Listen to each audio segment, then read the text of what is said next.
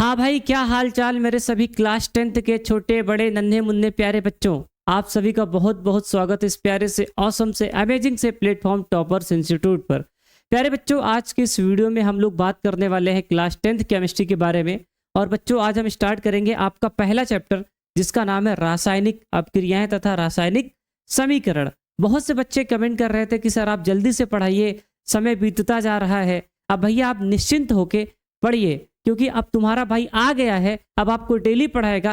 Chemistry की tension मुझे दे दो।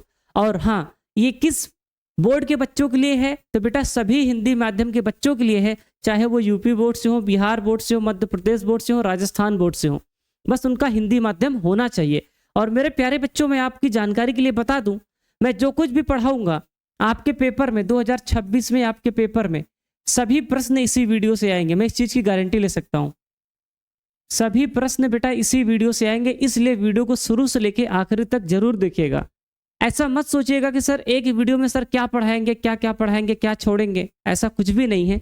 सिर्फ विश्वास करके इस भाई के ऊपर विश्वास करो। मेरे छोटे भाई बहन प्यारे नन्हे मुन्ने, मेरी बातों पे विश्वास करो। मैं जो कुछ भी पढ़ाने जा रहा हूँ सब तुम्हारे पेपर में सीधे आएगा। मैं फालतू की कोई भी बात नहीं करूंगा। बेटा आप सब लोग जानते हैं कि आपके पेपर में लगभग 25 नंबर का केमिस्ट्री आता है। बेटा 25 अंक की केमिस्ट्री आती है, और वो 25 अंक मैं आपको फ्री में दिला दूंगा, ये मेरी गारंटी है। मैं जितनी वीडियो लेके आऊंगा आप देखते जाओ। मेरा वादा है कि 25 में 25 नंबर लेके आओगे केमिस्ट्री में। एक भी नंबर मैं इधर उधर जाने नहीं दूंगा। अगर एक भी नंबर इधर उधर हो गया तो बताना, मैं वीडियो सारी की सारी डिलीट कर दूंगा। समझे कि नहीं? इसलिए विश्वास करके मेरी वीडियो को देखना, ठीक है बेटा? सारे लोग देखना। और बेटा मैंने यहाँ पे लिखा भी है 2026 में यहीं से प्रश्न आएंगे। बेटा यही प्रश्न आएगा जो मैं पढ़ाने जा रहा हूँ। कुछ नहीं है भाई, कुछ नहीं है, तुम टेंशन ना लो, सिर्फ विश्वास करो और देखो। आइए स्टार्ट करते हैं। बेटा आज हम लोग क्या पढ़ेंगे? हमारा लक्ष्य क्या है? पूरे चैप्टर की खोपड़ी में छेद, मतलब पूरे चैप्टर को अच्छे से हम लोग पढ़ने वाले हैं, ठीक है बेटा? यानी कि आज आपका वन शॉर्ट लेक्चर है। क्या है बेटा? वन शॉर्ट लेक्चर है। एक वीडियो में एक चैप्टर, समझे कि नहीं भाई?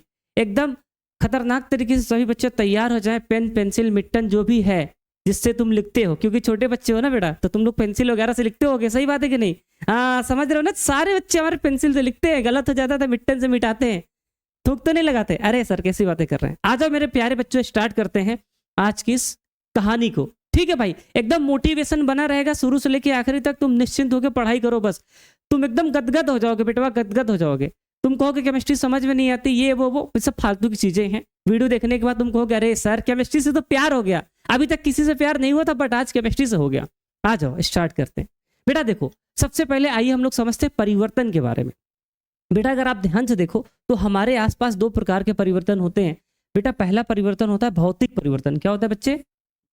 भौतिक परिवर्तन, ठीक है? और दूसरा होता है भैया रासायनिक परिवर्तन। बोलो यार, आपने इसको क्लास 9 में पढ़ा था कि नहीं पढ़ा था? अरे सर हम तो नहीं पढ़े थे। कोई बात नहीं भाई, तुम्हारा भाई आया है ना। मैं ऐसे ही वादा नहीं करता कि 25 में 25 नंबर लेके आओगे केमिस्ट्री में। बस देखते जाओ। बस मैंने क्या कहा? परिवर्तन दो प्रकार के होते हैं। पहला होता है भौतिक परिवर्तन और दूसरा होता है क्या बेटा? रासायनिक परिवर्तन। ठीक है बेटा, इतनी बात समझ में आई? सर बिल्कुल आई। अब सर भौतिक परिवर्तन क्या होता है बेटा? बहुत ध्यान से देखेंगे बेटा। देखो भौतिक परिवर्तन ऐसा परिवर्तन होता है बेटा जिसमें पदार्थ का आकार बदल जाता है, उसकी अवस्था बदल जाती है, रंग बदल जाता है, कठोरता, घनत्व, गलनांक, क्वथनांक आदि बदल जाता है, लेकिन उसका रासायनिक संगठन नहीं बदलता। मतलब उसमें रासायनिक तरीके से कोई परिवर्तन नहीं होता, सिर्फ उसमें भौतिक तरीके से परिवर्तन होता है। जैसे उसका आकार बदलेगा, अवस्था बदलेगी, रंग बदलेगा, कठोरता बदलेगी, घनत्व बदलेगा, इस तरह का परिवर्तन होगा। तुम कहोगे अरे सर ये सब समझ में नहीं आ रहा है, देसी भाषा में एग्जाम्पल लेकर समझाइए, तब है समझेंगे हम, तब है समझेंगे हम। तो बेटा देखो, जैसे ये देखो बेटा, पानी का बर्फ जमना, बेटा पानी से बर्फ बनना। क्या बेटा? पानी जब तुम्हारी बर्फ बनती है, क्या बनती है सर? बर्फ। बर्फ जानते हो कि नहीं? अरे पगला बर्फ जानते हो सब लोग ना, पानी से बर्फ बन जाती है, ठीक है बेटा? ये भी एक प्रकार से भौतिक परिवर्तन है। बोलो बेटा, ये पानी जम जाता है ना, पानी जम जाता है, ये भी क्या है सर? भौतिक परिवर्तन ही तो है बेटा। जैसे ये देखो, ये मिट्टी को देख रहे हो, मिट्टी है कि भैया है? समझ में नहीं आ रहा, तुम लोग कमेंट में बताओ, ये भैया है कि मिट्टी है? बोलो बेटा, सब लोग कमेंट कर देना। तो बेटा देखो, ये जो बबुआ है ना, ये पेपर को फाड़ रहा है, कट कर रहा है, कैंची से क्या कर रहा है? कट कर रहा है, cut cut cut cut cut cut कर रहा है। तो बेटा ये भी एक प्रकार से क्या है सर? भौतिक परिवर्तन है ना सर? भौतिक परिवर्तन है बेटा। भौतिक परिवर्तन में इसका आकार बदल जाएगा। बोलो यार, इसकी है ना कठोरता बदल जाएगी। देखो ये लिखा तो है बेटा, ये मैंने क्या लिखा है? आकार बदलेगा, अवस्था बदलेगा, कठोरता बदलेगी, घनत्व बदलेगा, गलनांक बदलेगा, इस प्रकार का अगर परिवर्तन होगा तो इसे क्या बोलेंगे सर? भौतिक परिवर्तन। इसको बहुत आसान शब्दों में बेटा, जैसे हमने पानी लिया, क्या लिया बेटा? पानी। पानी को हमने जमा दिया तो बर्फ बन गया, तो बेटा द्रव, पानी द्रव होता है, द्रव से बर्फ बन गया, मतलब सर भौतिक अवस्था बदल गई। बोलो यार, इस प्रकार के परिवर्तन को क्या बोलेंगे? भौतिक परिवर्तन बोलेंगे। जैसे मान लो मेरे सामने एक कागज है, क्या है सर? मेरे सामने एक कागज है। अब बेटा ये कागज तुमको मैं दिखा देता हूँ।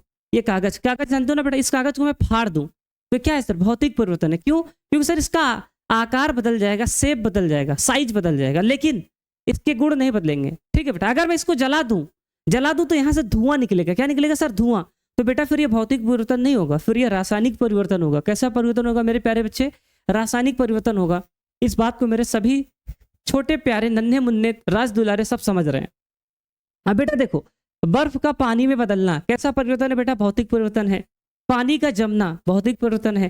कागज को काटना भौतिक परिवर्तन है। नमक या चीनी का शरबत बनाना, यह भी क्या है बेटा? भौतिक परिवर्तन है। बेटा देखो, मैं तुम्हें कोई भी चीज रटवाऊंगा नहीं, लेकिन अंत तक, वीडियो के आखिरी तक पूरा चैप्टर तुम्हारे दिमाग में होगा, सेट होगा, खोपड़िया में याद होगा। इस चीज की मेरी गारंटी है। पूरा चैप्टर वो याद करवा देंगे रे पगला।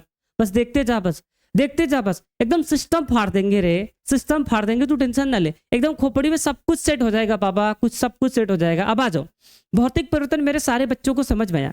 अब हम आते हैं रासायनिक परिवर्तन में। बेटा देखो, रासायनिक परिवर्तन ऐसा परिवर्तन होता है जिसमें नया पदार्थ बनता है। क्या होता है बेटा? नया पदार्थ बनता है। जैसे आप लोग देखिएगा, ये क्या है बेटा? ये हम मान लो लकड़ी को जला रहे हैं। ठीक है बेटा, लकड़ी को बेटा इस तरह से ठंडी में सब लोग तापते हो कि नहीं तापते? बोलो, झूठ मत बोलना। झूठ बोले कौवा काटे। ठीक है बेटा, झूठ बोले कौवा काटे। तो ठंडी में सब लोग तापते हो? बिल्कुल तापते हैं बेटा। इस तरह से सरिया और ये देखे हो, घरवा रो पे काम लगा रहता है। सरिया और देखो मुरझा जाती है, जंग लग जाता है। ये भी एक प्रकार से क्या है सर? रासायनिक परिवर्तन है। तो रासायनिक परिवर्तन में क्या होता है? पदार्थ के गुण बदल जाते हैं। पदार्थ की क्या बदल जाता है बेटा? गुण बदल जाता है ना, उसमें कुछ नया पदार्थ बनता है। इस प्रकार के चेंज, जैसे बेटा दूध से दही का बनना। क्या बेटा? दूध से दही का बनना, ये भी एक प्रकार से क्या है सर? रासायनिक परिवर्तन है। भोजन पचना, भोजन हम लोग खाते हैं ना, वो पचता है पेट में, वो भी एक प्रकार से रासायनिक परिवर्तन है।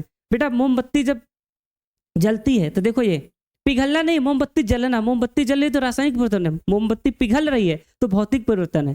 बेटा देखो, लकड़ी का जलना, ठीक है बेटा, भौतिक परिवर्तन, सॉरी रासायनिक परिवर्तन है। लोहे का जंग लगना, बेटा लोहे का जंग लगता है तो वो भी एक प्रकार से रासायनिक परिवर्तन है। और बेटा ये जंग का सूत्र है, आगे हम इसको फिर से पढ़ाएंगे, बट आप लोग अभी से याद कर लो। आपके पेपर में बहुविकल्पी प्रश्न में सवाल आता है कि जंग का सूत्र है क्या बेटा? जंग का सूत्र पूछता है। तो जंग का सूत्र क्या होता है मेरे प्यारे बच्चे? Fe2O3.X2O। क्या बोलते हैं सर? Fe2O3.X2O। बेटा ये पेपर में सवाल आता है, अभी आगे इसको फिर पढ़ाएंगे, आप टेंशन ना लो। फिलहाल अभी के लिए आपको ये समझना है कि रासायनिक परिवर्तन क्या होता है। सर रासायनिक परिवर्तन में नया पदार्थ बनता है, जैसे दूध से दही का बनना, लोहे का जंग लगना। ठीक है बेटा, ये सब आपके क्या है सर? रासायनिक परिवर्तन है। बेटा यहाँ पे देखेंगे मोमबत्ती जलना, इसको बहुत ध्यान से देखेंगे, नहीं बहुत सारे बच्चों के मन में सवाल रहता है। बेटा जब मोमबत्ती जलती है तो रासायनिक परिवर्तन है, और जब ये पिघलती है तो भौतिक परिवर्तन है। ठीक है बेटा, भोजन का पचना, ये भी क्या है सर? एक प्रकार से रासायनिक परिवर्तन है। तो ये सब हमारे सामने जो है रासायनिक परिवर्तन के उदाहरण है। और इसकी परिभाषा क्या लिखी है? जब किसी पदार्थ के रासायनिक संगठन में बदलाव हो जाता है और वह एक नया पदार्थ बना लेता है, तो बेटा इसी को क्या बोलते हैं सर? रासायनिक परिवर्तन बोलते हैं। क्या बोलते हैं मेरे प्यारे नन्हे मुन्ने? बोलो बोलो बोलो, रासायनिक रासायनिक रासायनिक परिवर्तन। ठीक है बेटा, बिल्कुल सर, बिल्कुल बिल्कुल बिल्कुल। अरे बोलो चिंटू पिंटू रिंकी पिंकी सिंटी, सारे लोग कमेंट कर दो यस सर समझ में आ रहा है। एकदम आग लगा देना बेटा, कमेंट में आग लगा देना, कमेंट बॉक्स में सब लोग आग लगा देना। मम्मी के समय बेटा सारे लोग कमेंट कर देना यस सर समझ में आ रहा है। बेटा आओ, अब बेटा रासायनिक परिवर्तन और भौतिक परिवर्तन मेरे सारे बच्चे समझ गए? बोले यार, क्या तुम लोग ये बात समझ गए क्या कि परिवर्तन दो प्रकार का होता है, रासायनिक परिवर्तन और भौतिक? सर भौतिक परिवर्तन में कोई नया पदार्थ नहीं बनता, उसका आकार है ना, कठोरता, घनत्व, तो इस प्रकार की चीजें बदल जाती हैं। लेकिन सर रासायनिक परिवर्तन में बिल्कुल नया पदार्थ बनता है। क्या बेटा? बिल्कुल नया पदार्थ बनता है। ठीक है, ये बात सबको समझ में आई होगी। सर बिल्कुल आई है। आ जाओ फिर थोड़ा सा और आगे आते हैं। बेटा अब हमारी नई हेडिंग है, और जो कि बहुत इंपॉर्टेंट है, रासायनिक अपक्रिया, क्योंकि हमारे चैप्टर का नाम है रासायनिक अपक्रियाएं एवं रासायनिक समीकरण। तो फिलहाल आइए सबसे पहले चैप्टर के नाम को समझते हैं कि रासायनिक अपक्रिया क्या होती है। मेरे बच्चों, रासायनिक अपक्रिया क्या होती है जरा देखो ध्यान से। जब दो या दो से अधिक पदार्थ आपस में मिलकर नए पदार्थ बनाते हैं तो इस प्रक्रिया को क्या बोलते हैं सर? रासायनिक अपक्रिया बोलते हैं। क्या बोलते हैं बच्चे? रासायनिक अपक्रिया बोलते हैं। जैसे देखो, दूध से दही का बनना, बेटा ये एक प्रकार से रासायनिक अपक्रिया है, ठीक है बेटा। फिर से सुनो मेरी बात, जब दो या दो से अधिक पदार्थ मिल गए और वो क्या बना दिए? एक नया पदार्थ बना दिया। जैसे ए और बी, ये दो पदार्थ हैं, ये दोनों मिलकर एक नया पदार्थ बना दिया ए बी, तो बेटा इसको बोलेंगे रासायनिक अपक्रिया। क्या बोलेंगे सर? रासायनिक अपक्रिया। फिर से देखेंगे, जब दो या दो से अधिक पदार्थ आपस में मिलकर नए पदार्थ बनाते हैं, मतलब नए गुणधर्मों के साथ नए पदार्थ का निर्माण करते हैं, तो उसे क्या बोलेंगे सर? रासायनिक अपक्रिया बोलेंगे। उदाहरण जैसे बेटा लोहे का जंग लगना, बेटा लोहे का जंग लगता है ना बेटा, वो भी एक प्रकार से क्या है सर? रासायनिक अपक्रिया है। और बेटा दूध से दही का बनना, ये भी एक प्रकार से क्या है सर? रासायनिक अपक्रिया है। एक चीज और आप समझ लो बेटा, जो आपका रासायनिक परिवर्तन होता है, जो आपका रासायनिक परिवर्तन होता है, इसी को रासायनिक अपक्रिया भी बोलते हैं। क्या मेरे प्यारे प्यारे बच्चे? जो आपका रासायनिक परिवर्तन होता है, इसी को हम लोग रासायनिक अपक्रिया भी बोलते हैं, ठीक है बेटा। तो याद रखेंगे कि सर दूध से दही का बनना सर रासायनिक अपक्रिया है, लोहे का जंग लगना रासायनिक अपक्रिया है, भोजन का पकना भी रासायनिक अपक्रिया है, मैग्नीशियम का जलना ये भी क्या है सर? रासायनिक अपक्रिया। ये सब क्या है अभी आप सीख जाएंगे। मैग्नीशियम का जलना क्या है इसको आप अभी आगे सीखेंगे। फिलहाल के लिए अभी इतना समझिए कि जब दो या दो से अधिक पदार्थ आपस में मिलते हैं तो एक नए पदार्थ का निर्माण करते हैं, उस प्रक्रिया को क्या बोलते हैं मेरे प्यारे बच्चे? रासायनिक अपक्रिया बोलते हैं। जैसे आपके सामने लिखा है, दो लोग मिल करके एक नया पदार्थ बना दिए, तो बेटा इसे क्या बोलेंगे? रासायनिक अपक्रिया। और ये आपके सामने एग्जाम्पल्स लिखे हैं, इसको आप लोग अच्छे से याद करेंगे, समझेंगे। जैसे मैं एक एग्जाम्पल और ले लूं, जैसे मान लो बेटा दूध है ना, आपके समझने के लिए, दूध में मैंने क्या माना? खट्टा कोई पदार्थ, मान लो मैंने नींबू डाल दिया, दूध में नींबू डाला तो आपका क्या बन गया? मान लो दही बन गया, ठीक है बेटा। क्या बन गया सर? दही बन गया। इसे मान लो चीजें जो है। अब बेटा ये दो पदार्थ आपस में मिलकर एक नया पदार्थ बना दिया। दूध के गुण, दूध भाई स्वाद में कुछ अलग होता है, इसका प्रॉपर्टीज अलग होते हैं, इसके गुण अलग होते हैं। और बेटा दही खट्टा होता है, इसका गुण अलग होता है ना।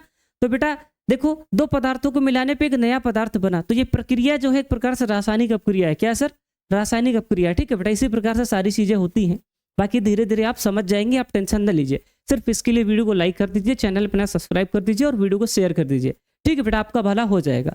अब बेटा देखो, रासायनिक अपक्रियाओं के लक्षण को समझते हैं कि मान लो बेटा सर हमको तो ये बात समझ में आ गई कि रासायनिक अपक्रिया का मतलब है कि दो या दो से अधिक पदार्थ मिल करके एक नया पदार्थ बना देंगे, तो उसे क्या बोलेंगे प्यारे बच्चे? रासायनिक अपक्रिया बोलेंगे, ठीक है सर। लेकिन हम कैसे पहचानेंगे कि कहाँ पे रासायनिक अपक्रिया हो रही है, कहाँ पे नहीं हो रही है? परिभाषा पढ़ के थोड़ा बता देंगे। तो आइए बेटा समझते हैं। तो बेटा देखो, रासायनिक अपक्रियाओं फिर से देखो बेटा, रासायनिक अपक्रिया होने पर हमें कुछ बदलाव दिखाई देते हैं, ठीक है बेटा। अगर कहीं पर भी रासायनिक अपक्रिया होती है तो कुछ परिवर्तन होते हैं, कुछ बदलाव होते हैं। वो कौन से हैं बेटा? सबसे पहले तो गैस निकलती है। क्या निकलती है बेटा? गैस, ठीक है बेटा। समझे मेरी बात? इसको तुम मत पढ़ो, रहने दो। अभी के लिए इतना समझो कि सर रासायनिक अपक्रिया होगी तो क्या निकलेगी बेटा? गैस निकलेगी। और बेटा दूसरा क्या है सर? अवक्षेप बनता है, अवक्षेप, ठीक है बेटा। अगर रासायनिक अपक्रिया होगी तो क्या बनेगा बेटा? अवक्षेप बनेगा। सर ये अवक्षेप क्या होता है बेटा? देखो, अवक्षेप का मतलब होता है आघुलनशील पदार्थ। क्या बेटा? आघुलनशील पदार्थ, ठीक है बेटा। ठीक है बेटा, ऐसा पदार्थ जो घुलता नहीं है। जैसे मैंने पानी में बेटा, मैंने इसमें पानी लिया, ठीक है बेटा, और पानी में मैंने इसमें बालू डाल दिया। क्या डाल दिया सर? बालू। पानी और बालू का मिश्रण अगर तैयार करो तो बालू नीचे बैठ जाएगी। तो बेटा जो बालू है ना, ये आघुलनशील पदार्थ है। क्या बेटा? नीचे इसमें बालू बैठेगी ना, बालू घुलेगी नहीं, बालू घुलेगी नहीं, तो ये एक आघुलनशील पदार्थ है। और ऐसे ही पदार्थ को बोलते हैं अवक्षेप। क्या बोलते हैं सर? अवक्षेप। अवक्षेप सर ऐसे पदार्थ होते हैं जो आघुलनशील होते हैं और किसी भी रासायनिक अपक्रिया में नीचे बैठ जाते हैं, बर्तन में नीचे बैठे होते हैं। क्या बेटा? बर्तन में नीचे बैठे होते हैं, ठीक है बेटा, नीचे बैठे होते हैं, ठीक है। इस बात को याद रखेंगे, बाकी आप धीरे धीरे आगे और सीखेंगे, आप टेंशन ना लीजिए। अवक्षेप ऐसे पदार्थ होते हैं जो रासायनिक अपक्रिया में नीचे बैठ जाते हैं, घुलते नहीं है। या फिर एक लाइन में क्या बोलेंगे? अवक्षेप ऐसे पदार्थ होते हैं जो आघुलनशील पदार्थ होते हैं। क्या बेटा? आघुलनशील पदार्थ। तो बेटा देखो, हमने क्या बोला? अगर कहीं पे भी रासायनिक अपक्रिया हो रही होगी तो बेटा गैस निकलेगी, और दूसरा क्या है बेटा? अवक्षेप बनेगा। अवक्षेप मतलब आघुलनशील पदार्थ बनेगा, ठीक है बेटा। तीसरा है रंग में परिवर्तन। भैया अगर रासायनिक अपक्रिया होती है तो रंग बदल जाता है। क्या होता है सर? रंग। जैसे इसको मैं एक बहुत छोटा सा एग्जाम्पल देता हूं। और मान लीजिए आप लोहे की रेलिंग लगवाए। क्या लगवाए बेटा? घर बनवा रहे थे, ठीक है बेटा। सामने वाली खिड़की पे है, खिड़की को देखना है, सिर्फ खिड़की को देखना है। मान लो तुम्हारे घर के सामने किसी ने खिड़की लगवाई, ठीक है, खिड़की लगवाई, लोहे की। अब बेटा देखो, जब वो लोहे की खिड़की लगवाएगा तो भैया नया नया लाएगा तो चमकता रहता है, ठीक है। मान लो उसको पेंट वेंट नहीं किया, 1-2 महीने बाद उसका रंग बदल नहीं जाएगा? बोलो यार, रेडिश ब्राउन कलर का हो जाएगा, बोलो। तो उसके रंग में परिवर्तन आया कि नहीं आया? किसकी वजह से आया? क्योंकि सर उसकी रासायनिक अपक्रिया हो गई। क्या हो गई सर? रासायनिक अपक्रिया हो गई। वहां पे क्या हुआ होगा खिड़की पे? तुम अब मत सोचने लगना कि वहां पे क्या हुआ होगा। वहां पे खिड़की पे क्या हुआ होगा कि सर खिड़की लोहे की थी तो लोहा ऑक्सीजन, है ना, यानी कि नमी से अपक्रिया करके जंग बना लिया। क्या बना लिया सर? जंग। उसके ऊपर जो मूर्छा लग गया, है ना। बोलो यार, तो इसी प्रक्रिया को क्या बोलेंगे सर? रंग में परिवर्तन, है ना बेटा? बोलो बोलो बोलो। ठीक है सर। गंध आना। बेटा गंध, देखो बेटा, जरूरी नहीं कि ये सब एक साथ हो। ऐसा जरूरी नहीं है कि किसी भी रासायनिक अपक्रिया में ये सब एक साथ हो। कोई एक भी परिवर्तन हो सकता है बेटा, इनमें से कोई एक भी परिवर्तन हो सकता है। तो वहां पे समझ जाइए कि रासायनिक अपक्रिया है। हो सकता है बेटा गंध में परिवर्तन आ जाए, हो सकता है बेटा ऊर्जा में परिवर्तन आ जाए। क्या आ जाए सर? ऊर्जा उत्सर्जन हो जाए, ऊर्जा में परिवर्तन आ जाए, ठीक है बेटा। इस तरह के लक्षण होते हैं किसके बेटा? रासायनिक अपक्रिया के, ठीक है बेटा। तो इसको आप लोग याद रखेंगे। अगर आपसे पूछे रासायनिक अपक्रिया के लक्षण क्या होते हैं तो 3-4 लिख देंगे। गैस का निकलना है, और एग्जाम्पल नहीं लिखना, सिर्फ गैस का निकलना, अवक्षेप का बनना, रंग में परिवर्तन, गंध आना, ऊर्जा का उत्सर्जन, है ना। इस प्रकार से चीजों को आपको लिखना है, ठीक है बेटा। ये आपको याद करना है तो याद कर लीजिएगा। आइए बेटा, लेकिन हाँ ये चीज याद रखिएगा, अवक्षेप क्या होता है? आग उलनशील पदार्थ। क्या बेटा? आग उलनशील पदार्थ है बेटा। अगला है रासायनिक समीकरण।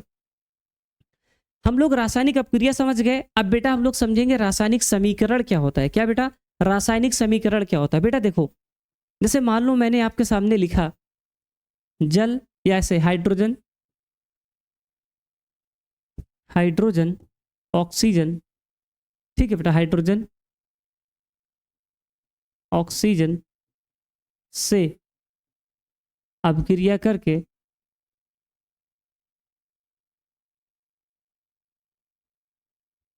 हाइड्रोजन ऑक्सीजन से अपक्रिया करके जल का निर्माण करता है या करती है। बेटा देखो, ये मैंने एक बात लिखी है आपके सामने, मैंने एक बात लिखी है। क्या लिखी है सर? हाइड्रोजन ऑक्सीजन से अपक्रिया करके जल का निर्माण करती है। तो बेटा ये जो बात लिखी हुई है ना, ये एक रासायनिक अपक्रिया है। क्या है मेरे प्यारे बच्चे? रासायनिक अपक्रिया है। बोलो मेरे छोटे नन्हे मुन्ने प्यारे बच्चों, सर रासायनिक अपक्रिया। अगर मैं इसी को सूत्र की तरह लिख दूं, जैसे हाइड्रोजन को H2 लिखते हैं और बेटा ऑक्सीजन को O2 लिखते हैं। अब आप कहेंगे सर हाइड्रोजन को H लिखते हैं, ऑक्सीजन को O लिखते हैं। ठीक है बेटा, सही बात है। लेकिन जब रासायनिक अपक्रिया लिखेंगे तो H2 और O2 लिखेंगे, ठीक है बेटा। H2 और O2 लिखते हैं, ठीक है। आप धीरे धीरे सीख जाओगे। H2 और O2 मिलके दोनों ने क्या बनाया सर? H2O। बेटा ये जो लैंग्वेज लिखी है, ये जो हिंदी में लिखा है, ये एक रासायनिक अपक्रिया है। क्या सर? सर ये बात जो है रासायनिक अपक्रिया है। क्या सर? रासायनिक अपक्रिया है, ठीक है बेटा। सर ये रासायनिक अपक्रिया, लेकिन ये जो मैंने लिखा है इसको सूत्र के फॉर्म में, इसको सूत्र के फॉर्म में लिखा तो ये रासायनिक समीकरण है। क्या सर? रासायनिक समीकरण है। तो मेरे प्यारे बच्चों एक बात जरूर याद रखिएगा, रासायनिक समीकरण क्या होता है? जब किसी रासायनिक अपक्रिया को सूत्रों द्वारा लिख देते हैं। किसके द्वारा बेटा? सूत्रों द्वारा लिख देते हैं तो वो रासायनिक समीकरण होता है, ठीक है बच्चे। परिभाषा पढ़ेंगे। जब हम किसी रासायनिक अपक्रिया को प्रतीकों व सूत्रों के रूप में लिखते हैं तो उसे रासायनिक समीकरण बोलते हैं, ठीक है बेटा। जैसे यहाँ पे लिखा मैग्नीशियम ऑक्सीजन मिलके क्या बना रहा है? Magnesium oxide. तो बेटा ये रासायनिक अपक्रिया है, लेकिन इसको मैंने सूत्र के द्वारा लिख दिया, Mg + O2 गिव्स MgO। तो बेटा ये एक रासायनिक समीकरण है। क्या है सर? रासायनिक समीकरण है। तो हम कह सकते हैं दूसरे शब्दों में कि बेटा जो रासायनिक समीकरण होता है वो एक प्रकार से निरूपित करता है। किसको निरूपित करता है? रासायनिक अपक्रिया को, ठीक है बेटा। यानी कि सूत्रों के द्वारा, प्रतीकों के द्वारा अगर किसी रासायनिक अपक्रिया को लिख देंगे तो वो रासायनिक समीकरण कहलाएगा। ये बात मेरे बच्चों को समझ में आ गई है। जैसे मैं एक एग्जांपल और लिखता हूं, कार्बन प्लस ऑक्सीजन गिव्स में क्या बनाएगा sir? Carbon dioxide, carbon dioxide. बेटा ये क्या लिखा है सर? ये एक रासायनिक अपक्रिया है। अगर इसको मैं सूत्र के द्वारा लिख दूं, carbon plus oxygen O2 gives CO2, तो बेटा ये एक रासायनिक समीकरण है। क्या है सर? रासायनिक समीकरण है। तो अब साफ पता चलता है कि सर जब किसी रासायनिक अपक्रिया को सूत्रों के द्वारा लिख देंगे तो वो रासायनिक समीकरण कहलाएगा, ठीक है। आ जाओ अब बेटा देखो, इतनी बात मेरे सारे बच्चों को समझ में आ गई है। जैसे मैं एक तरीका और देता हूं, जैसे इसको मैंने तो बताया ही था, H2 + O2 गिव्स क्या है सर? H2O। तो बेटा ये एक रासायनिक अपक्रिया है, सूत्र द्वारा लिख दिया रासायनिक समीकरण, कैल्शियम ऑक्साइड CaO प्लस में H2O। ठीक है बेटा, क्या बनाएगा सर, CaOH का होल ट्वाइस। तो बेटा ये क्या है सर, रासायनिक अपक्रिया है, और ये क्या है सर, रासायनिक समीकरण है। बोलो यार बेटा, ये रासायनिक अपक्रिया है और ये क्या है सर, रासायनिक समीकरण है। तो साफ पता चलता है, सारे बच्चों को क्लियर है। बोलो यार, कमेंट कर दो यस सर, बोलो बोलो बोलो बोलो बोलो लोग कमेंट कर दो यस सर। एकदम मजा आने वाला है, टेंशन ना लो। ठीक है बेटा, एकदम मजा आने वाला है, टेंशन बिल्कुल भी ना लो। बेटा अब आता है अभिकारक और उत्पाद। अब बच्चे कह रहे होंगे सर अभिकारक और उत्पाद क्या होता है। तो बेटा देखो अभिकारक क्या होता है, जैसे मान लो मैंने एक रिएक्शन लिखा है H2 + O2 गिव्स H2O। तो बेटा देखो तीर के पहले जो लिखा होता है, तीर के पहले जो लिखा होता है इसे अभिकारक बोलते हैं। क्या बोलते हैं सर, अभिकारक बोलते हैं बेटा। इंग्लिश में रिएक्टेंट बोलते हैं, रिएक्टेंट बोलते हैं। ठीक है मेरे भाई, और इसको क्या बोलते हैं सर, उत्पाद बोलते हैं। तीर के उधर जो लिखा होता है सर ये उत्पाद होता है, इसको इंग्लिश में प्रोडक्ट बोलते हैं। ठीक है बेटा, क्या बोलते हैं, प्रोडक्ट बोलते हैं। तो बेटा समझो, अभिकारक वे पदार्थ होते हैं जो रासायनिक अपक्रिया में भाग लेते हैं। बेटा यही दो पदार्थ हैं, यही दो पदार्थ हैं जो रासायनिक अपक्रिया में क्या कर रहे हैं सर, भाग ले रहे हैं, इसे अभिकारक बोलेंगे। और जो नया पदार्थ बनेगा उसे क्या बोलेंगे प्यारे बच्चे, उत्पाद बोलेंगे। ठीक है बेटा, पढ़िएगा, वे पदार्थ जो किसी रासायनिक अपक्रिया में भाग लेते हैं उन्हें अभिकारक कहते हैं। ये हमेशा रासायनिक समीकरण के बाएं साइड लिखे जाते हैं। देखो बेटा, रासायनिक समीकरण ऐसे खड़े हो जाओ, बाएं साइड ये है ना, तुम्हारा बाएं साइड ये है, तो बाएं साइड अभिकारक होता है और दाएं साइड क्या होता है बेटा, उत्पाद होता है। ठीक है बेटा, बोलो बोलो बोलो। और उत्पाद वे पदार्थ होते हैं जो अपक्रिया के बाद नया पदार्थ बनता है। और उत्पाद को हमेशा कहाँ लिखते हैं बेटा, राइट साइड लिखते हैं। कहाँ लिखते हैं प्यारे बच्चे, राइट साइड लिखते हैं। और मुझे लगता है कि मेरे सभी प्यारे बच्चों को ये बात समझ में आई है। जैसे कार्बन + O2 गिव्स CO2। सब लोग फटाफट कमेंट करके बताओ इसमें अभिकारक क्या है, उत्पाद क्या है। तो तुम कहोगे सर बाएं साइड जो लिखा है अभिकारक है, दाएं साइड जो लिखा है वो क्या है सर, उत्पाद है। ये बहुत आसान बात है और ये सब बात हमको समझ में आ रही है, आप टेंशन ना लीजिए। आ जाओ बेटा, अगला है, और यहाँ पे उदाहरण लिखा है बेटा, ये अभिकारक है, ये क्या है सर, उत्पाद है। ये अभिकारक है, ये क्या है सर, उत्पाद है। सीधी सी बात है। बोलो यार, बता लोगे ना, बिल्कुल बता लेंगे सर। बेटा अगला टॉपिक आपका आता है संतुलित रासायनिक समीकरण। अब सर ये संतुलित रासायनिक समीकरण क्या होता है, इसको आप हमको अच्छे से समझाइए।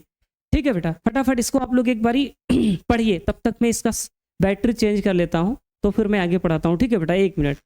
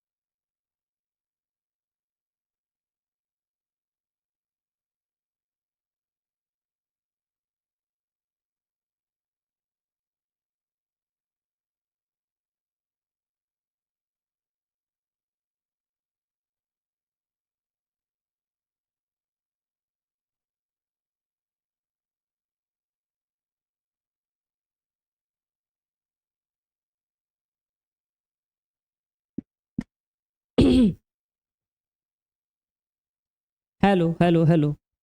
तो चलो बेटा, मुझे लगता है कि अब आपको आवाज़ जा रही होगी अच्छे से, बैटरी मैंने चेंज कर दी है। तो आइए बेटा स्टार्ट करते हैं। ठीक है बेटा, अब आपको क्या पढ़ना है बेटा, प्यारे बच्चों मेरे छोटे नन्हे मुन्ने, तो संतुलित रासायनिक समीकरण है ना। अब बेटा ये क्या होता है, बेटा देखो एक बात बताओ, आपके सामने मैंने एक समीकरण लिखा। ठीक है बेटा, चलो नया पेज ले लेते हैं। जैसे मान लो मैंने लिखा H2 + O2 गिव्स, मैंने क्या लिखा बेटा, H2O लिखा है ना। अब बेटा एक बात बताओ, क्या इस समीकरण में तुमको ये पता है अभिकारक क्या है। तो तुम कहोगे सर इसको हम लोग अभिकारक बोलेंगे, है ना, बाएं साइड जो होता है। और आप लोग बोलोगे सर इसको हम लोग क्या बोलेंगे सर, उत्पाद बोलेंगे। क्या बोलेंगे सर, उत्पाद बोलेंगे। और मेरे प्यारे बच्चों, अब एक बात बताओ, अभिकारक में इधर इस साइड बाएं साइड हाइड्रोजन कितना है सर, 2 है। कितना है सर, 2 है। और इधर दाएं साइड हाइड्रोजन कितना है सर, 2 है। तो हम कहेंगे दोनों तरफ हाइड्रोजन क्या है बेटा, बराबर है। क्या है सर, दोनों तरफ जो हाइड्रोजन की संख्या है वो बराबर है। अगर मैं इधर गिनूं, अगर मैं इधर देखूं तो ऑक्सीजन कितना है सर, 2, और इधर कितना है सर, 1। तो बराबर नहीं है ना, बराबर नहीं है ना। तो हम कह सकते हैं अभिकारक में ऑक्सीजन के परमाणु 2 हैं और उत्पाद में ऑक्सीजन के परमाणु 1 हैं। आता है यह अपक्रिया क्या है सर, असंतुलित है। क्या है सर, असंतुलित है। तो बेटा देखो आपकी जो रासायनिक अपक्रिया होती है, क्या बेटा, जो आपकी रासायनिक अपक्रिया होती है दो प्रकार की होती है, ठीक है बेटा। एक होती है संतुलित रासायनिक अपक्रिया, क्या बेटा, संतुलित रासायनिक अपक्रिया, एक होती है असंतुलित रासायनिक अपक्रिया, ठीक है बेटा, संतुलित और असंतुलित। अब बेटा एक चीज और ध्यान से देखेंगे मेरे प्यारे बच्चों, संतुलित जो रासायनिक अपक्रिया होती है इसमें क्या होता है, अभिकारक और उत्पाद में दोनों तरफ तत्वों की संख्या क्या होती है सर, बराबर होती है। अगर इधर 2 हाइड्रोजन है तो उधर भी 2 हाइड्रोजन होगा, अगर इधर 2 ऑक्सीजन है तो उधर भी 2 ऑक्सीजन होगा। तो ऐसे समीकरण को बोलते हैं संतुलित रासायनिक समीकरण। अगर देखो इधर 2 है इधर 1 है, बराबर नहीं है ना, तो इसको बोलेंगे असंतुलित रासायनिक समीकरण। क्या बोलेंगे सर, असंतुलित रासायनिक समीकरण। जैसे carbon plus O2 gives CO2।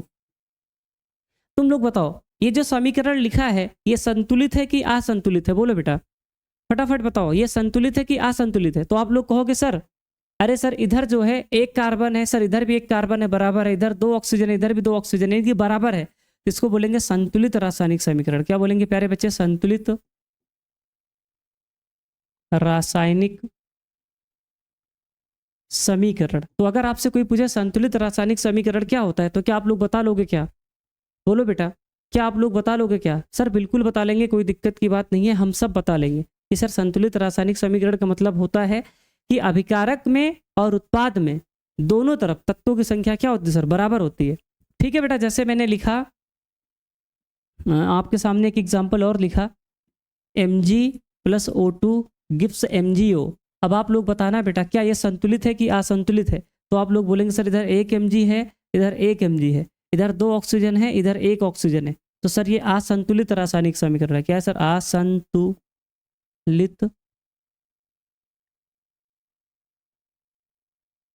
रासायनिक समीकरण है। ठीक है बेटा, बेटा ये क्या है सर, असंतुलित रासायनिक समीकरण है। ठीक है बेटा, बता लोगे सारे लोग, बोलो बोलो बोलो, क्लियर है सर, क्लियर है, क्लियर है। तो मुझे लगता है कि सारे बच्चे बता लेंगे कि सर ये एक असंतुलित रासायनिक समीकरण है। ठीक है, तो सारे बच्चों को पता है कि सर संतुलित और असंतुलित रासायनिक समीकरण का मतलब हम लोग समझ गए हैं। सर अगर आपके सामने लिखा है, सर अगर आपके सामने लिखा है संतुलित रासायनिक समीकरण, इसका मतलब समझते हैं, जब किसी रासायनिक समीकरण में अभिकारकों और उत्पादों में उपस्थित हर प्रकार के परमाणुओं की संख्या क्या होती है, बराबर होती है, तो उसे क्या बोलते हैं सर, संतुलित रासायनिक समीकरण बोलते हैं। जैसे 1 कार्बन 1 कार्बन, 2 ऑक्सीजन 2 ऑक्सीजन, तो ये संतुलित रासायनिक समीकरण है। ठीक है बेटा, 1 calcium 1 calcium, 3 oxygen 2 1 3 oxygen, 1 carbon 1 carbon, तो भी सर ये भी क्या है सर, संतुलित रासायनिक समीकरण है। क्यों? क्योंकि सर दोनों तरफ अभिकारक में और उत्पाद में हर तत्व की संख्या बराबर है। चाहे तुम जिसको देख लो, कैल्शियम को देख लो, कार्बन को देख लो, ऑक्सीजन को देख लो, है ना, सारे के सारे क्या है सर, इक्वल है, बराबर है, बोथ साइड, दोनों तरफ। तो बेटा इसे क्या बोलेंगे सर, संतुलित रासायनिक समीकरण बोलेंगे। बेटा अगला आता है असंतुलित रासायनिक समीकरण। तुम इसको पहले से जानते हो कि सर देखो 1 Mg 1 Mg, 2 oxygen 1 oxygen, sir बराबर नहीं है। इस प्रकार के समीकरण को क्या बोलेंगे बेटा, असंतुलित रासायनिक समीकरण। क्या बोलेंगे प्यारे बच्चे, बोलो बोलो बोलो, नन्हे मुन्ने, असंतुलित रासायनिक समीकरण। क्लियर है सर, क्लियर है सर। अब आओ बेटा, अब बेटा देखो एक्चुअली होता क्या है, अगर कोई भी समीकरण असंतुलित है तो उसको हम लोग क्या करते हैं, संतुलित करते हैं। संतुलित करना क्यों आवश्यक है अभी मैं आपको बता रहा हूं। बेटा देखो हेडिंग लिखा है रासायनिक समीकरणों का संतुलन, यानी कि अब हमको क्या करना है, अगर कोई रासायनिक समीकरण असंतुलित है, जैसे देखो ये लिखा है ये असंतुलित है, इसको क्या करेंगे, संतुलित करेंगे। अब संतुलित क्यों करना है बेटा, देखो किसी भी रासायनिक समीकरण को संतुलित करना आवश्यक क्यों है बेटा। जैसे देखो मान लो Mg, बेटा ये देखो मान लो आपके सामने लिखा है Mg + O2 गिव्स MgO, है ना, ये एक असंतुलित रासायनिक समीकरण है। तो इसको संतुलित करना आवश्यक क्यों है, क्योंकि बेटा देखो ये अभिकारक है, ये उत्पाद है। तो बेटा देखो एक नियम है जो आपने क्लास 9th में पढ़ा है। 9th में क्या पढ़ा था बेटा, द्रव्यमान संरक्षण का नियम। बेटा द्रव्यमान संरक्षण का नियम यानी कि law of conservation of mass, ये नियम कहता है कि किसी भी रासायनिक अपक्रिया में द्रव्यमान को ना तो नष्ट कर सकते हैं ना ही उत्पन्न कर सकते हैं। यानी कि अगर अभिकारक का द्रव्यमान 50 ग्राम होगा, सपोज कर लो, माना है ना, माना इसका द्रव्यमान 50 ग्राम है, तो इसका भी द्रव्यमान कितना होना चाहिए, 50 ग्राम होना चाहिए। ठीक है बेटा, यानी कि अभिकारक और उत्पाद का द्रव्यमान हमेशा बराबर होना चाहिए। अगर वो संतुलित नहीं है, असंतुलित है, तो द्रव्यमान कभी भी बेटा द्रव्यमान कभी भी बराबर नहीं होगा। इसीलिए हम लोग क्या करते हैं, रासायनिक अपक्रिया को संतुलित करते हैं। तो ओवरऑल कहानी ये है कि रासायनिक अपक्रियाओं को संतुलित इसलिए किया जाता है क्योंकि बेटा जो रासायनिक अपक्रियाएं होती हैं वो द्रव्यमान संरक्षण के नियम का पालन करती हैं। किसका पालन करती है मेरे प्यारे बच्चे? द्रव्यमान संरक्षण के नियम का पालन करती हैं। इसलिए हम लोग किसी भी रासायनिक अपक्रिया को क्या करते हैं सर? संतुलित करते हैं। संतुलित करने के अपने नियम होते हैं, उन नियम पे हम अभी चर्चा करेंगे थोड़ी देर बाद। लेकिन आप इतना समझ लीजिए कि हम रासायनिक अपक्रियाओं को संतुलित क्यों करते हैं मेरे प्यारे बच्चों? क्योंकि सर जो हमारी रासायनिक अपक्रिया होती है law of conservation of mass यानी कि द्रव्यमान संरक्षण के नियम का क्या करती है? पालन करती है। ठीक है बेटा। और द्रव्यमान संरक्षण का नियम क्या कहता है? किसी भी रासायनिक अपक्रिया में द्रव्य यानी कि द्रव्यमान को ना तो उत्पन्न किया जा सकता है ना ही उसको नष्ट किया जा सकता है। इसलिए हम लोग क्या करते हैं बेटा? समीकरण में दोनों तरफ परमाणु की संख्या को क्या करते हैं? बराबर करते हैं। अगर बेटा देखो जैसे Mg है प्लस O2 है, गिफ्ट से मैंने क्या लिखा? MgO लिखा। बेटा यहाँ पे अगर तुम देखो तो यहाँ पे संख्या बराबर नहीं है, यहाँ पे संख्या बराबर नहीं है, इधर 2 ऑक्सीजन उधर 1 है, तो हम लोग यहाँ 2 से क्या करते हैं? मल्टीप्लाई कर देंगे। अगर मल्टीप्लाई कर देंगे तो ये 2 का गुणा मैग्नीशियम में भी है ऑक्सीजन में भी है, यानी कि 2 मैग्नीशियम हो गया 2 ऑक्सीजन, और बेटा इधर एक ही मैग्नीशियम है तो इधर भी 2 से क्या कर देंगे? मल्टीप्लाई कर देंगे। तो अब बेटा ये क्या है सर?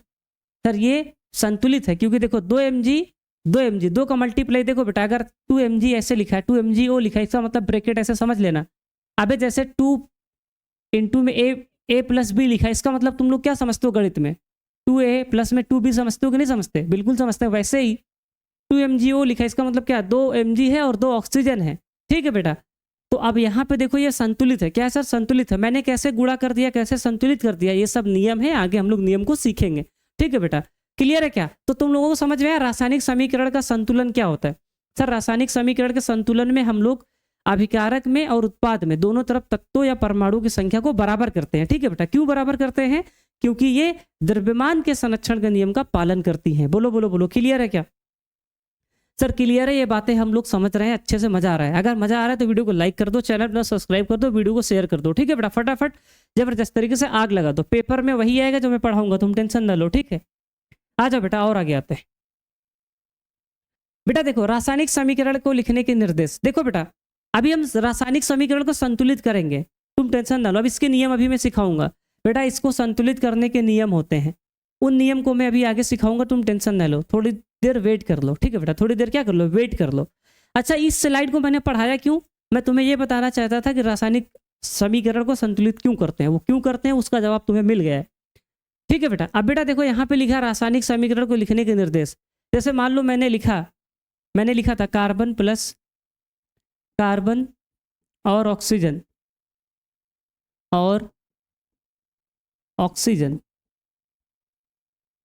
मिलकर कार्बन डाइऑक्साइड का निर्माण करते हैं। कार्बन डाइऑक्साइड का निर्माण करते हैं। बोलो बेटा क्या ये बात क्लियर है क्या?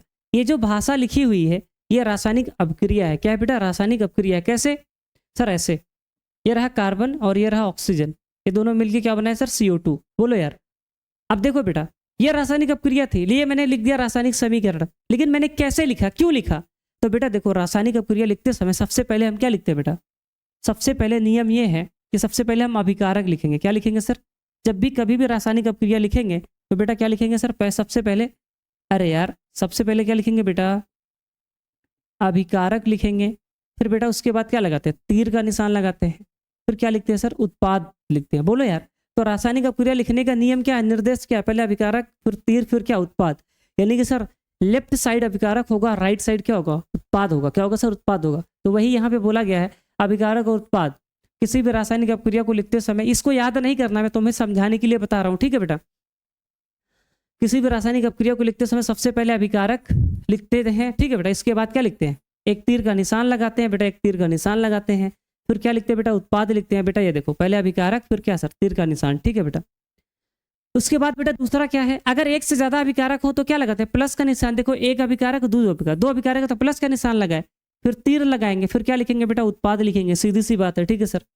समीकरण को संतुलित करना आवश्यक है। बेटा इसको लिखने के बाद समीकरण को क्या करना है, संतुलित करना है। जैसे मैंने H2 लिखा, O2 लिखा, बेटा देखो H2O बना, ठीक है बेटा। अब यहाँ पे देखो दो अभिकारक थे तो बीच में जोड़ का निशान लगा दिए, फिर तीर लगाए, फिर उत्पाद लिख दिए। लेकिन बेटा इसको लिखने के बाद आपको क्या करना है, संतुलित करना है। जब भी कोई भी रासायनिक समीकरण लिखो तो उसे संतुलित करके लिखना चाहिए। क्या बेटा, उसे संतुलित करके लिखना चाहिए। क्या ये सब बातें हमको रटनी है? क्या ये बातें मुझे याद करनी है? नहीं। क्या ये बातें मुझे याद करनी है? नहीं, सिर्फ समझना है। क्या करना है बेटा, समझना है। तो बेटा इसको संतुलित करेंगे तो यहाँ 2 का मल्टीप्लाई करेंगे और बेटा यहाँ पे पर भी क्या करेंगे सर, 2 का मल्टीप्लाई करेंगे, ठीक है बेटा। ये अब संतुलित हो गया। कैसे मैंने 2 का मल्टीप्लाई कर दिया, ये सब आगे आप सीखेंगे, टेंशन ना लीजिए, ठीक है बेटा। और बेटा जब भी हम किसी भी रासायनिक समीकरण को संतुलित करेंगे तो उसको उसके सूत्र में कोई परिवर्तन नहीं करेंगे, ठीक है बेटा। जैसे मान लो मैंने यहाँ पे संतुलित किया है तो बेटा देखो यहाँ पे मैंने आगे 2 से मल्टीप्लाई किया है। कभी भी ये नहीं करेंगे, कभी भी ऐसे नहीं। O2 लिखा तो ऐसे O4 नहीं करेंगे, ठीक है बेटा। कहने का मतलब ये है कि हम लोग आगे गुणा करेंगे। क्या करेंगे सर, आगे। जैसे देखो यहाँ पे लिखा है, संतुलन करते समय या फिर संतुलित करते समय कभी भी किसी तत्व या यौगिक के सूत्र को नहीं बदलते हैं, केवल उनके आगे संख्या बदलते हैं। यानी कि बेटा जैसे मान लो मैंने लिखा है Mg + O2 गिव्स MgO। बेटा एक बात बताओ, ये अभी संतुलित नहीं है। अगर मुझे संतुलित करना है तो हम आगे गुणा करेंगे, यहाँ पे गुणा करेंगे, यहाँ पे गुणा कर सकते हैं, यहाँ पे कर सकते हैं, आगे कर सकते हैं। ऐसा कभी भी नहीं करेंगे बेटा, ऐसा कभी भी नहीं करेंगे मैं यहाँ गुणा कर दूँ फिर यहाँ गुणा कर दूँ या फिर यहाँ गुणा कर दूँ, ऐसा बिल्कुल भी नहीं करेंगे। हमेशा हम लोग आगे गुणा करेंगे, ठीक है बेटा। ये भी लिखा, यहाँ पे लिखा है आगे संख्या बदलते हैं। आगे की संख्या को क्या करते हैं बेटा, बदलते हैं। जैसे यहाँ पे मैंने 2 का मल्टीप्लाई कर दिया और यहाँ पे भी मैंने 2 का मल्टीप्लाई कर दिया और ये क्या हो गया बेटा, संतुलित हो गया, ठीक है बेटा। इस चीज को याद रखेंगे।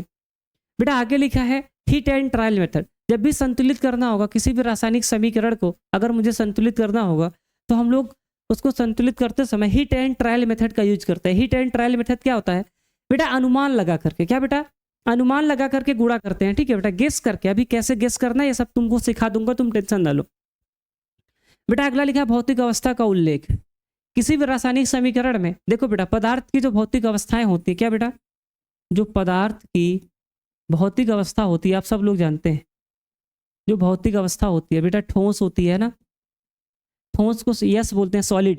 बेटा द्रव होती है, द्रव को क्या बोलते हैं बेटा, लिक्विड, यल। बेटा गैस होती है, बेटा गैस को क्या बोलते हैं, जी, ठीक है बेटा। इस तरह से ठोस, द्रव, गैस, है ना, ये सब पदार्थ की भौतिक अवस्थाएं हैं।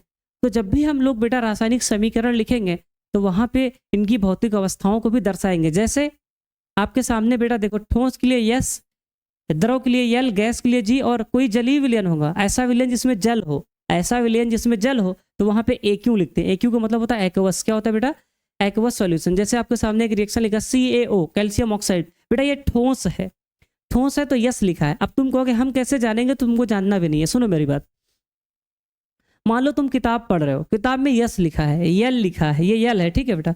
AQ लिखा है, तो इसका मतलब तुम क्या समझोगे, सर यस का मतलब सॉलिड, ये सर ठोस है। पढ़ के तो जान जाओगे ना बेटा, ये ठोस है।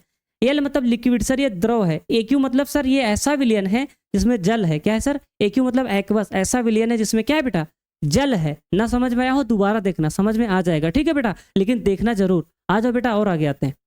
बेटा अगला लिखा है उल्टी दिशा वाली अपक्रिया। कभी कभी आपको अगर ऐसी कोई रासायनिक अपक्रिया दिखाई दे जाए, मान लो A + B, फिर ऐसे एरो बना है 2 दिशाओं में और इधर C + D लिखा है। बेटा ऐसी कोई रासायनिक अपक्रिया दिख जाए जहां पे इस प्रकार का एरो दिखाई दे, इस प्रकार से आधा तीर इधर आधा तीर इधर, तो बेटा ऐसी अपक्रिया को बोलते हैं उत्क्रमणीय अपक्रिया। क्या बोलते हैं बेटा,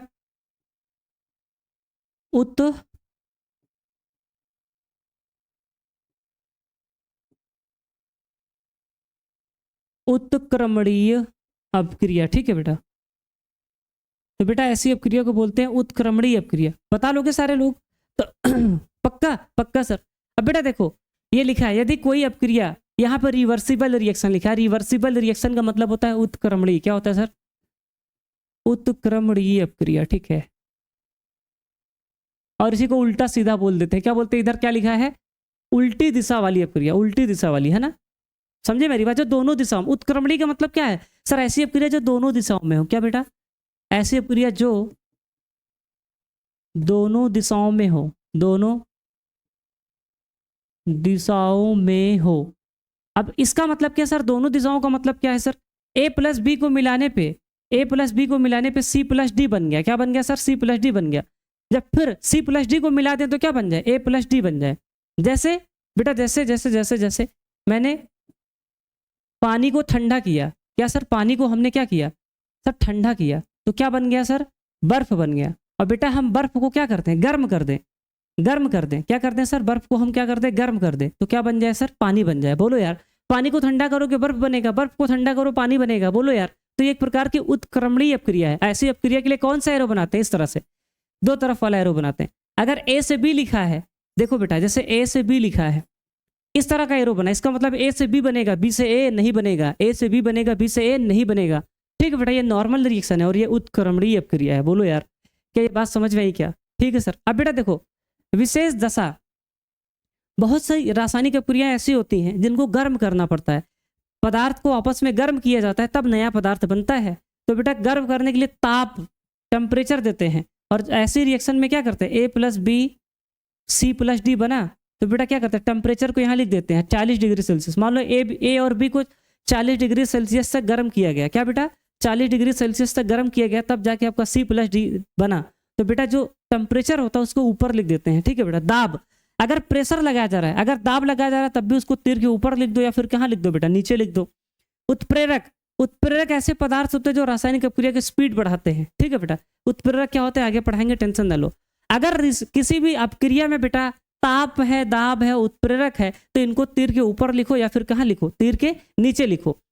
तापमान तुम जानते हो, प्रेशर भी जानते हो, दबाव डालना। उत्प्रेरक क्या होता है आगे तुम सीख जाओगे।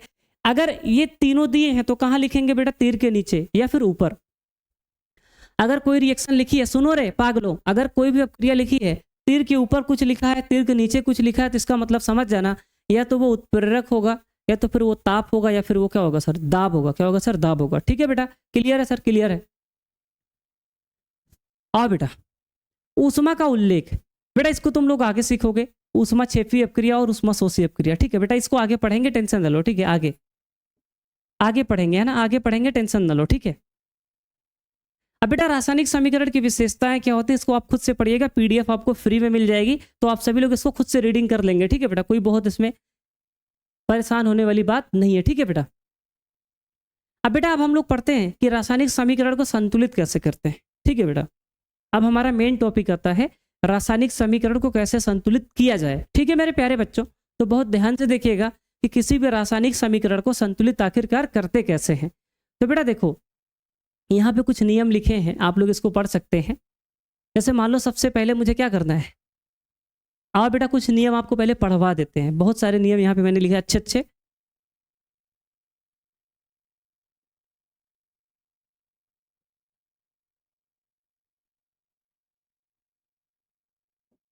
बेटा देखो यहाँ पे लिखा है संतुलित करने को कुछ नियम। क्या इसको हमको याद करना है? बिल्कुल भी याद नहीं करना है। तुम देखते जाओ, तुमको आने लगेगा। कोई भी चीज़ रटने की आवश्यकता नहीं है, सिर्फ सुनना है। बेटा सबसे पहले असंतुलित समीकरण हमको लिखना है सर, लिखेंगे। सभी तत्वों के परमाणु की संख्या गिनना है। बेटा जैसे मान लो मैंने Mg+O2 गिव्स MgO लिखा, तो सबसे पहले आपको ये लिखना पड़ेगा असंतुलित समीकरण। फिर आपको LHS, ये LHS है, ये RHS है, मतलब लेफ्ट हैंड साइड और राइट हैंड साइड दोनों तरफ गिनना है कि सर Mg कितना है सर? एक एक, ऑक्सीजन 2 और इधर 1, है ना? इस प्रकार से गिनना है। उसके बाद सबसे पहले धातुओं को हम लोग संतुलित करते हैं। इसको बराबर करते हैं सर धातुओं को। धातुएं कौन कौन सी हैं सर? देखो ये आपके सामने लिखा है एग्जाम्पल। कहाँ गया? ये है बेटा, ये सबसे पहले किसको बेटा संतुलित करेंगे? धातुओं को संतुलित। जैसे आयरन है, सोडियम है, मैग्नीशियम है, कैल्शियम है। अगर ये सब दिख जाए तो सबसे पहले इनको बराबर करना है। सब कुछ, सबको मारो गोली। सबसे पहले किसको बराबर करना है? इनको, ये जो लिखे हैं बेटा इन्हीं को बराबर करना है। ठीक है बेटा, बिल्कुल करेंगे। उसके बाद अधातु, क्लोरीन, सल्फर, नाइट्रोजन, फास्फोरस, इनके बाद इनको आपको देखना है, अधातुओं को संतुलित करना है। ठीक है सर। फिर उसके बाद में हमको किसको करना है? ऑक्सीजन को करना है, H2O को करना है, CO2 को करना है। ठीक है बेटा। अगर इसके बाद हम किसको करेंगे? इनको करेंगे। फिर बेटा सबसे लास्ट में किसको करेंगे बेटा? हाइड्रोजन को करेंगे। हाइड्रोजन को सबसे आखिरी में बराबर करेंगे। ठीक है बेटा, ये कुछ नियम है, आप लोग धीरे धीरे सीख जाएंगे। अब बेटा आपके सामने मैंने ये क्वेश्चन लिखा है, अब आओ इसको मैं संतुलित करके आपको दिखाता हूँ कैसे करना है। बेटा देखो क्या लिखा है सर,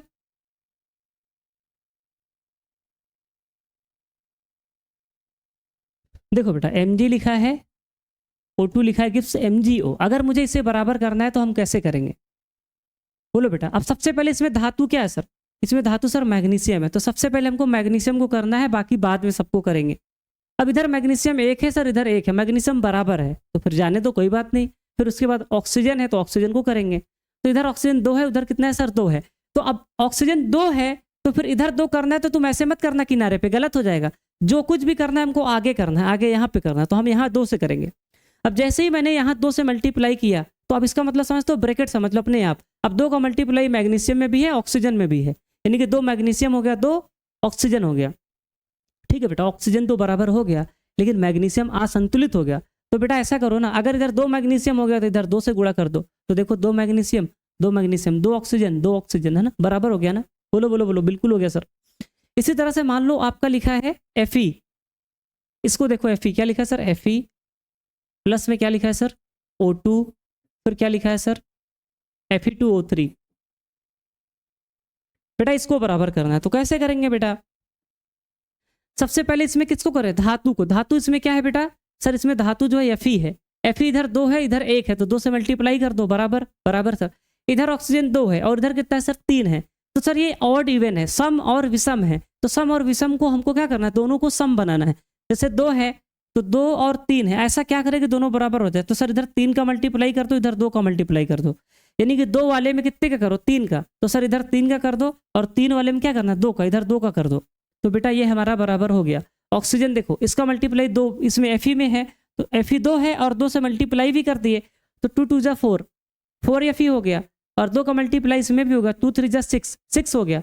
तो सर देखो अगर आप ध्यान से देखो तो ऑक्सीजन 2 3 जा 6 और यहाँ पे 3 2 जा 6 बराबर है, लेकिन Fe 2 2 जा 4, Fe जो है 4 हो गई है, और यहाँ पे Fe कितना है सर 2, तो हम क्या करेंगे सर, यहाँ पे कितने से मल्टीप्लाई करेंगे सर, सर यहाँ पे कितने से मल्टीप्लाई करेंगे सर, सर यहाँ पे 4 से करेंगे, कितने से सर 4 से। बोलो बेटा, अब यहाँ पे 4 Fe है 4 Fe है, 6 ऑक्सीजन है 6 ऑक्सीजन है, ठीक है, समझ में आया। देखो बेटा 1 2 3 क्वेश्चन से ना आए, 4 5 से ना आए, 10 20 से आएगा कि नहीं आएगा, धीरे धीरे सीखते जाओ। मेरे ऊपर ब्लेम मत करना कि सर समझा नहीं पा रहे हैं, या फिर अपने ऊपर भी कोसना मत, दोषी मत ठहराना कि हमको समझ में नहीं आ रहा है। ये ऐसी चीजें हैं, अगर आपने नहीं पढ़ा है तो आपको थोड़ा सा समय लग सकता है ना। आपको 4 5 क्वेश्चन में करना है, धीरे धीरे करना, टेंशन नहीं लेना है। मैं खड़ा हूं, मैं कहीं जा नहीं रहा हूं। अगला क्वेश्चन आपके स्क्रीन पे ये है, आप सभी लोग इसको करेंगे, ठीक है बेटा। Na प्लस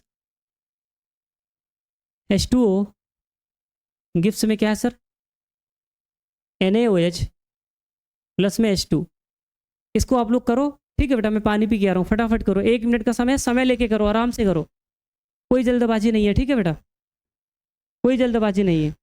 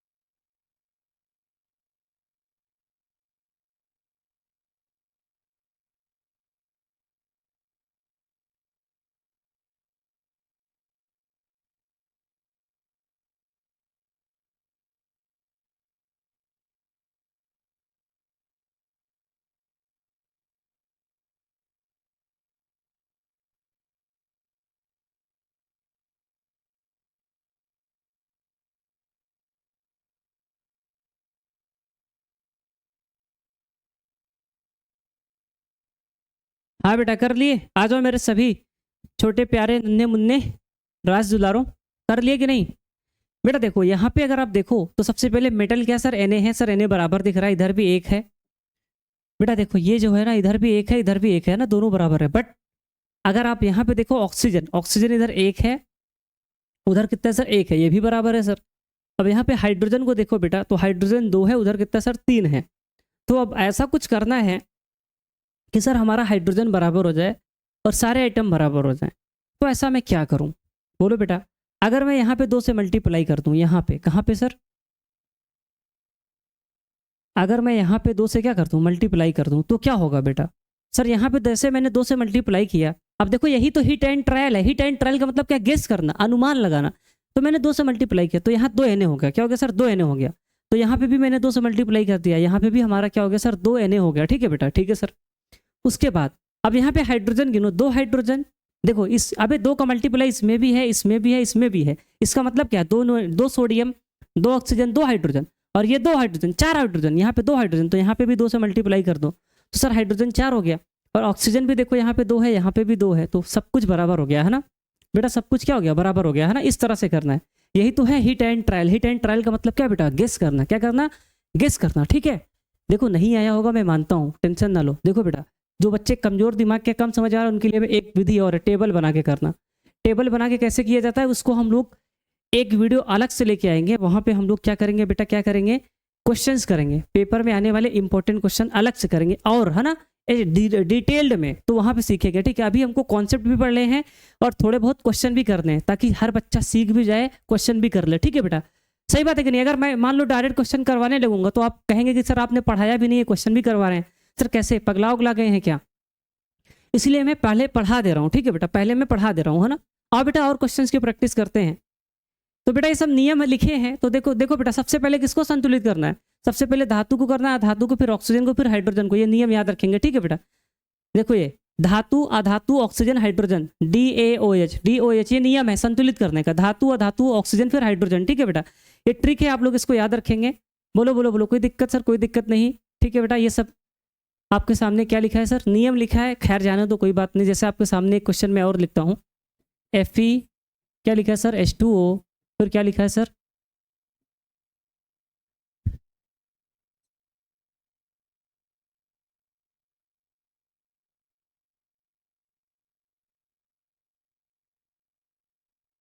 बेटा इसको सब लोग संतुलित करो फटाक से। ये आपके सामने लिखा है, बट कैसे करना है? सबसे पहले इधर क्या देखना है? धातु, धातु क्या सर? Fe, Fe यहाँ 3 है, यहाँ 1 है, 3 से क्या कर दो? सीधे सीधे मल्टीप्लाई कर दो, सीधे कर दो, कुछ देखना ही नहीं है। उसके बाद ऑक्सीजन को करो। ऑक्सीजन इधर कितना है सर? 1 है, इधर कितना है सर? 4 है। तो क्या है, क्या है, क्या है, क्या है? तो ऐसा करो, इधर 4 से मल्टीप्लाई कर दो। अगर तुमने इधर 4 से मल्टीप्लाई कर दिया, तो बेटा ऑक्सीजन तो 4 हो गया, बट हाइड्रोजन कितने हो गए? 4 दूनी 8, इधर कितना है सर? 2 है, तो इधर भी कितने से कर दो? 4 से कर दो, सीधे तुरंत हो गया। बेटा ये सब स्टेप लिखे हैं तुमको सिखाने के लिए, तो तुम इसको पढ़ के भी कर सकते हो। ठीक है बेटा, तुम अगर बिल्कुल भी नहीं पढ़े हो, तो आप इसको देखो पढ़ के करना। ठीक है, स्टेप 1, स्टेप 2, स्टेप 3 क्या करना है, सही सही लिखा है। पढ़ोगे बार बार, नोट्स तुमको PDF मिल जाएगी। बहुत सारे नियम भी लिखे हैं, देखो संतुलित करने के बहुत सारे नियम भी लिखे हैं। देखो सारे नियम बिल्कुल ABCDs लिखा है। अगर तुमको नहीं समझ में आता, तुम इस तरह से देख भी सकते हो। ठीक है बेटा, अगला क्वेश्चन, अगला क्वेश्चन, जैसे क्या लिखा है sir? Na plus H2O gives में NaOH प्लस H2। फटाक से बेटा करके बताओ, सारे बच्चे करके बताओ, सारे लोग करके बताओ बेटा, कैसे करोगे? अब बेटा यहाँ पे अगर तुम देखो ध्यान से, तो सोडियम बराबर है सर, बराबर है। ऑक्सीजन इधर 1 है, इधर 1 है, बराबर है सर। अभी तो इसको किए थे बेटा, बताओ इसको किए थे क्या अभी? बोलो। ये बेटा करके तो मैंने दिखाया, अभी ऊपर तो किया था मैंने। ठीक है, कर लेना। ठीक है, अब आपके सामने और भी क्वेश्चन लिखे हैं, जैसे ये देखो H2 प्लस O2। बेटा इसको कैसे करेंगे? इधर देखो, अब बेटा इधर देखो ऑक्सीजन कितना सर? 2, इधर कितना? 1, इधर सीधे सीधे पहले ऑक्सीजन को संतुलित करेंगे। नियम मैंने बताया था, 2 कर दो। ठीक है, अब इधर हाइड्रोजन 4 हो गया, 2 दूनी 4, इधर कितना है? 2, 2 से मल्टीप्लाई कर दो। ठीक है बेटा, ये हिट एंड ट्रायल है, तो आप अपना मैथ लगा के संतुलित करो, सोच समझ के संतुलित करो। ठीक है बेटा, इस तरह से बहुत सारे क्वेश्चन, ये सब आपका होमवर्क है। क्या है बेटा? ये सब बेटा आपका होमवर्क है ना? आप घर पे सोच समझ के करो, बार बार करो, बार बार करो, प्रैक्टिस करो। जितना प्रैक्टिस, पहले गलत ही करो बेटा। ए सुन सुन बेटे, मेरी बात सुन बेटा। देख भाई, गलत करेगा तभी आएगा। पहली बारी में किसी को नहीं आया था, ना आएगा। सीखना है, प्रैक्टिस करना है, मेहनत करना है। नहीं आएगा तो इसी वीडियो में कमेंट कर देना कि अगली वीडियो लेकर आइए, जल्दी से लेके आइए, तो वहां पे मैं सिखा दूंगा। आइए और आगे आते हैं बेटा। अगर इस प्रकार के क्वेश्चन आ जाए तो कैसे लिखेंगे? ये लैंग्वेज वाले सवाल है बेटा, पेपर में आते हैं, NCERT में दिए हैं बेटा, NCERT में दिए, पेपर में आता है बेटा। ध्यान से देखो, हाइड्रोजन को कैसे लिखते हैं? H, लेकिन जब भी रासायनिक अपक्रिया लिखेंगे बेटा, H को H2 लिखेंगे। क्या लिखेंगे सर? H2। और क्लोरीन को Cl2। ठीक है बेटा, और HCl हाइड्रोक्लोरिक अम्ल क्या होता है, HCl, इस तरह से लिखेंगे। अब इसको संतुलित कर लो बेटा, इधर 2 हाइड्रोजन इधर 1, तो इधर 2 से मल्टीप्लाई कर देंगे। बोलो यार संतुलित हो गया कि नहीं? सर हो गया। अब इधर देखो बेरियम क्लोराइड क्या होता है बेटा, BaCl2। अगर इस तरह का क्वेश्चन लिखा रहेगा तो इस तरह आंसर लिखना पड़ेगा, ठीक है बेटा। एल्युमिनियम सल्फेट क्या होता है सर, Al2SO4 का होल थ्राइस, ठीक है बेटा। ये आपको याद करना होगा, फार्मूला है ना, ये आपको याद करना होगा। इधर बेरियम सल्फेट क्या है सर, BaSO4, ठीक है बेटा। सर क्या होता है, BaSO4 plus aluminium chloride AlCl3। अब इसको संतुलित कैसे करेंगे बेटा, बहुत ध्यान से देखेंगे। यहाँ पे 3Cl है, यहाँ पे 2Cl है, तो यहाँ पे 3 से मल्टीप्लाई कर दो, यहाँ पे 2 से मल्टीप्लाई कर दो, ठीक है बेटा। देखो बराबर हो रहा होगा सर, हो रहा है, ठीक है, हो गया। बोलो बोलो बोलो। और यहाँ पे 3BaSO4 है, यहाँ पे 3, यहाँ पे भी 3 से कर दो, ठीक है बेटा। मुझे लगता है कि ये संतुलित हो चुका है। अब आपका काम है संतुलित करना, देखना, ठीक है बेटा। मैंने लिख के एक बारी में कर दिया क्योंकि मुझे प्रैक्टिस है, तो आप भी प्रैक्टिस करोगे तो आपको आने लगेगा। मैं यहाँ पे सिखा क्या रहा था, इस तरह से लैंग्वेज वाले क्वेश्चन लिखे रहेंगे तो इस तरह से उसका उत्तर लिखना है।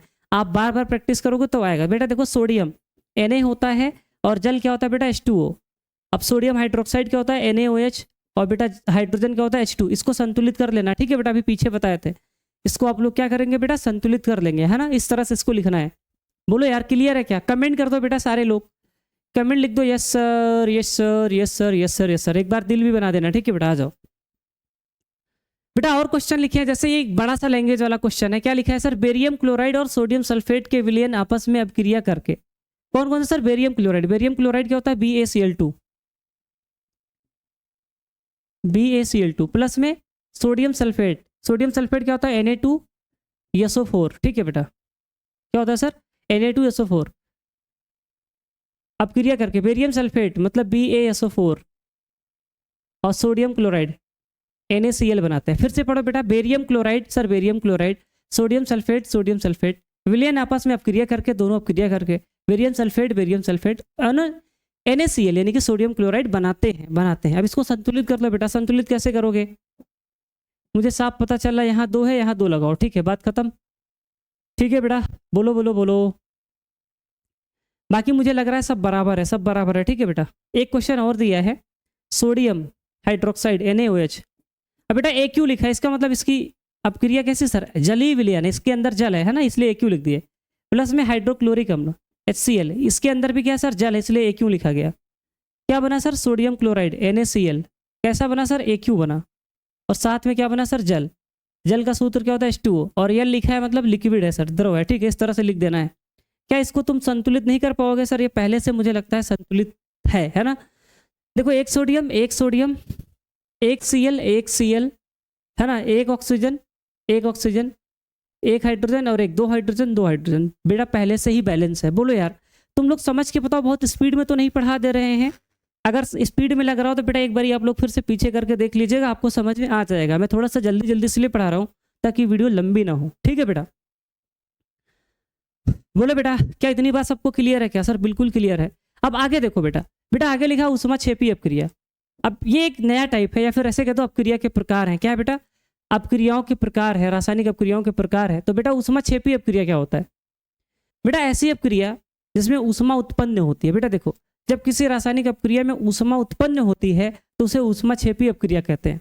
क्या कहते हैं बेटा, ऊष्माक्षेपी अपक्रिया कहते हैं। जैसे सभी दहन अपक्रिया, दहन का मतलब होता है बेटा जलाना। क्या बेटा, जलाना। किसी चीज को जलाते हैं तो उसको केमिस्ट्री में दहन बोलते हैं। और जब भी किसी चीज को जलाते हैं तो ऊर्जा निकलती है। क्या निकलती है बेटा, ऊर्जा निकलती है, तो उसको ऊष्माक्षेपी बोलेंगे। क्या बोलेंगे सर, ऊष्माक्षेपी। तुमको याद क्या रखना है सर, ऐसी रासायनिक अपक्रिया जिसमें ऊष्मा निकले, अगर ऊष्मा उत्पन्न होगी, निकलेगी, तो उसे ऊष्माक्षेपी बोलेंगे, ठीक है बेटा। एक्सोथर्मिक, जैसे देखो CH4 मेथेन है, मेथेन को जैसे जलाते हैं, जलाने का मतलब ये नहीं कि माचिस की तीली लेके, ऑक्सीजन के साथ अपक्रिया, जैसे ही मेथेन, इसको मेथेन बोलते हैं CH4 को, इसकी रिएक्शन इसके साथ करवाते हैं ऑक्सीजन के साथ, तो इसको बोलेंगे दहन हो रहा है। क्या हो रहा है बेटा, दहन हो रहा है। तो जैसे इसको दहन करेंगे तो बेटा कार्बन डाइऑक्साइड निकलेगा, जल बनेगा और ऊष्मा निकलेगी। तो बेटा ऊष्मा निकली ना, देखो उत्पाद के तरफ ऊष्मा निकली। अगर उत्पाद के साथ, किसी भी रासायनिक अपक्रिया में उत्पाद के साथ ऊष्मा उत्पन्न हो रही है तो उसको ऊष्माक्षेपी अपक्रिया बोलेंगे। क्या बोलेंगे बेटा, ऊष्माक्षेपी अपक्रिया, एक्सोथर्मिक रिएक्शन बोलेंगे। क्या ये बात मेरे सभी बच्चों को क्लियर है? क्या आप लोग कहेंगे यस सर क्लियर है, ठीक है बेटा। और यहाँ पे आप दहन का मतलब समझ लेंगे बेटा, दहन। बेटा दहन का मतलब होता है जलना। क्या होता है बेटा? जलना या फिर जलाना। और बेटा जलाने के लिए हम लोग किसके साथ अपक्रिया कराते हैं? ऑक्सीजन के साथ, ठीक है बेटा। केमिस्ट्री में ऑक्सीजन के साथ रिएक्शन करवाते हैं। तो हम कह सकते हैं जो दहन अपक्रियाएं होती हैं जिसमें पदार्थ जलता है। अब भाई किसी भी चीज को जलाओगे तो ऊष्मा नहीं निकलेगी। आग जलेगी तो ऊष्मा निकलेगी कि नहीं निकलेगी सर? ऊष्मा उत्पन्न हुई तो उस अपक्रिया को क्या बोल देंगे? ऊष्मा क्षेपी, ठीक है सर। बेटा श्वसन, हम जब सांस लेते हैं तो वो भी एक प्रकार से ऊष्मा क्षेपी अपक्रिया है। क्यों? क्योंकि बेटा देखो जो हमारा श्वसन है, जो हमारा श्वसन है सर, ये ऊष्मा क्षेपी अपक्रिया कैसे हो सकता है? क्योंकि बेटा देखो, बेटा हम जब सांस लेते हैं, बेटा हम लोग क्या लेते हैं? सांस लेते हैं तो होता क्या है हमारे शरीर में? ग्लूकोज होता है। क्या होता है सर? ग्लूकोज। ग्लूकोज, ग्लूकोज का फार्मूला क्या होता है? C6H12O6 होता है। बेटा ये ऑक्सीजन के साथ रिएक्शन कर लेता है। बेटा ऑक्सीजन के साथ रिएक्शन करने का मतलब समझ रहे हैं? बोलो बेटा। दहन हो गया। क्या हो गया सर? दहन हो गया, है ना। ऑक्सीजन के साथ अपक्रिया कर लिया। और जैसे ही ऑक्सीजन के साथ अपक्रिया करता है तो बेटा क्या निकलता है? जल निकलता है, कार्बन डाइऑक्साइड निकलता है और ऊष्मा भी निकलता है ना। ऊर्जा भी निकलता है। बोलो बेटा, बोलो बोलो बोलो। ऐसे समझो, मेरी बात को समझो। अगर समझ में ना आ रहा हो तो आप लोग एक बात बताओ, हम सब लोग सांस लेते हैं सर? बिल्कुल लेते हैं। जब सांस लेते हो तो हमारे शरीर में क्या होता है? ग्लूकोज होता है। कुछ भी खाते पीते हो, रोटी मीठा जो भी खाते हो तो ग्लूकोज मिलता है सर? बिल्कुल मिलता है। अब वो ग्लूकोज हम जब सांस लेते हैं तो ऑक्सीजन के साथ रिएक्शन करता है। किसके साथ सर? ऑक्सीजन के साथ रिएक्शन करता है। रिएक्शन करता है तो इसीलिए हम लोगों को टॉयलेट लगती है। टॉयलेट करने जाते हो ना सर? बिल्कुल जाते हैं। और बेटा कार्बन डाइऑक्साइड भी हम लोग रिलीज करते हैं, है ना। हम लोग कार्बन डाइऑक्साइड भी छोड़ते हैं, बिल्कुल। और साथ साथ हमको ऊष्मा मिलती है। ऊष्मा कैसे मिलती है? अरे पगला, सुबह से खाना खा के आते हो, स्कूल कोचिंग जहाँ भी जाते हो, तो तुमको एनर्जी कहाँ से मिल रही है? क्या तुम बार बार 24 घंटा खा रहे हो? क्या नहीं। हमारे शरीर में रासायनिक अपक्रिया हो रही है। कैसी अपक्रिया? ऊष्मा क्षेपी अपक्रिया। हमारे शरीर में ग्लूकोज इकट्ठा होता है, हम सांस लेते रहते हैं, वो ऑक्सीजन हमारे अंदर ग्लूकोज जो रहता है उसके साथ अपक्रिया करता है,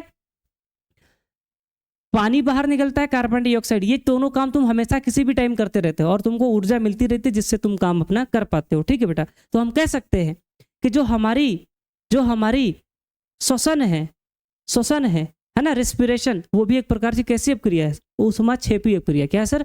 ऊष्मा क्षेपी अपक्रिया। ऐसी अपक्रिया जिसमें क्या निकलती है? क्या निकलती है? ऊष्मा निकलती है, ठीक है बेटा। क्लियर है सर? क्लियर है बेटा। अगला आता है ऊष्मा शोषी अपक्रिया। ऊष्मा क्षेपी तो तुम लोग समझ गए। अब बेटा ऊष्मा शोषी आता है, इसको एंडोथर्मिक रिएक्शन बोलते हैं। क्या बोलते हैं सर? एंडोथर्मिक। अब बेटा देखो, इस रिएक्शन में ऊर्जा देनी पड़ती है। जैसे देखो, जब किसी रासायनिक अपक्रिया में ऊष्मा अवशोषित होती है, यानी कि आपकी उत्पाद के साथ ऊष्मा नहीं निकलेगी, आपकी अभिकारक के साथ तुमको ऊष्मा देनी पड़ेगी। यानी कि उत्पाद बनाने के लिए ऊष्मा देनी पड़ेगी। और इसके पहले वाले में क्या हो रहा था? उत्पाद के साथ, जब उत्पाद बन रहा था तो ऊष्मा भी बन रही थी। लेकिन अब की बारी क्या होगा? उत्पाद बनाने के लिए तुम्हें ऊष्मा देनी पड़ेगी। जैसे CaCO3 है, इसको तुमने क्या कर दिया? गर्म कर दिया। क्या कर दिया सर? गर्म कर दिया। CaCO3 कैल्शियम कार्बोनेट के गर्म कर दिया। अब गर्म किए तो तुमने ऊष्मा दिया ना बेटा, ऊष्मा दे दिए। अब बेटा ऊष्मा दे दिए तो फिर ऐसी अपक्रिया को क्या बोलेंगे सर? ऊष्मा शोषी अपक्रिया। क्या बोलेंगे बेटा? ऊष्मा शोषी अपक्रिया। और बेटा डेल्टा का मतलब होता है ऊष्मा देना पड़ रहा है। अगर कहीं पर भी डेल्टा लिखा रहे इसका मतलब क्या है सर? ऊष्मा दी जा रही है। क्या बेटा? ऊष्मा दी जा रही है, ठीक है बेटा। इस बात को याद रखेंगे। तो ओवरऑल हमको याद क्या रखना है? ऊष्मा क्षेपी अपक्रिया में अभी उत्पाद के साथ ऊर्जा निकलती है और बेटा ऊष्मा शोषी अपक्रिया में अभिकारक के साथ ऊर्जा दी जाती है, ठीक है बेटा। इस चीज को याद रखेंगे, एग्जाम्पल भी सबका याद रखेंगे, ठीक है बेटा। बेटा अब आता है रासायनिक अपक्रियाओं के प्रकार। तो बेटा देखो, रासायनिक अपक्रियाओं के प्रकार में आपका पहला आता है संयोजन अपक्रिया। क्या आता है बेटा? देखो ये भी एक प्रकार की रासायनिक अपक्रिया है, ठीक है बेटा। लेकिन आइए और प्रकार को जानते हैं। तो बेटा अगला जो रासायनिक अपक्रियाओं का प्रकार आता है वो आता है बेटा आपका, क्या आता है? संयोजन अपक्रिया। क्या आता है बेटा? Combination reaction. अब सर ये कॉम्बिनेशन रिएक्शन क्या होता है इसको बताते हैं। बस थोड़ा सा पानी पी ले, है ना, क्योंकि लगातार बोल रहे हैं तो गला सूख रहा है। फटाफट आप लोग पढ़ के बताइए बेटा। अरे ये क्या बना है? अरे ओ माय गॉड, सलामत रखे खुदा इनको, है ना।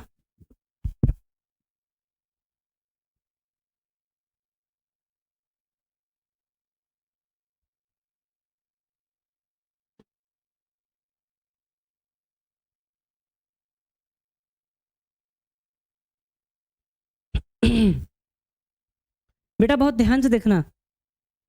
संयोजन अपक्रिया, अभी तक ऊष्मा क्षेपी ऊष्मा शोषी हमने पढ़ा, अब हम पढ़ेंगे संयोजन अपक्रिया।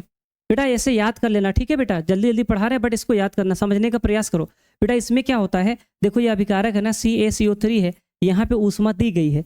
ऊष्मा दी गई है। क्या बेटा, यहाँ पे ऊष्मा दी गई है, तभी जाके आपका उत्पाद बना है CaO और CO2। ठीक है बेटा, अभिकारक की तरफ ऊष्मा है तो ऊष्मा शोषी, उत्पाद की तरफ ऊष्मा है तो ऊष्मा छेपी, बस खत्म बेटा। ये देखो संयोजन, इसका मतलब ये है कि दो दिल मिल रहे हैं चुपके चुपके, चुपके चुपके।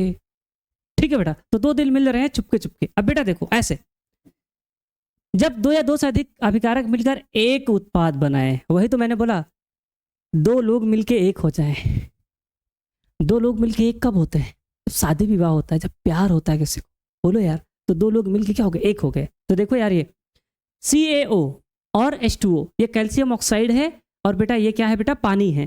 ठीक है बेटा, दोनों मिलके क्या हो गए सर? CaOH का होल ट्वाइस, एक हो गए, है ना? बोलो बेटा क्या हो गया सर? एक हो गए। और आपको पता है, कभी तुम चूना लाए हो, चूने को पानी में डालते हो तो गर्म हो जाता है, ऊष्मा निकलती है। वो अपक्रिया कैसी होती है? अरे बोलो, वो अपक्रिया कैसी होती है सर? ऊष्मा छेपी होती है, क्योंकि ऊष्मा निकली है। पानी में जैसे ही हम चूना मिलाते हैं, गर्म हो जाता है, बुलबुले निकलते हैं बहुत तेजी से, तो उसको क्या बोलते हैं? ऊष्मा छेपी अपक्रिया। ठीक है बेटा, देखो पानी का सूत्र H2O है, और ये CaO को बुझा हुआ चूना बोलते हैं। क्या बोलते हैं बेटा? है चुट्टा, चूना बोलते हैं। ठीक है बेटा, आगे भी सीख जाओगे बुझा हुआ चूना क्या होता है, बिना बुझा हुआ चूना क्या होता है। ठीक है बेटा, ये बेसिकली बुझा हुआ चूना है और ये बिना बुझा हुआ चूना है। ठीक है बेटा, इसको याद रखेंगे। और एग्जाम्पल है बेटा, जैसे देखो दो लोग हैं, कार्बन ऑक्सीजन, दो मिलके एक हो गए ना, दो मिलके एक हो गए ना।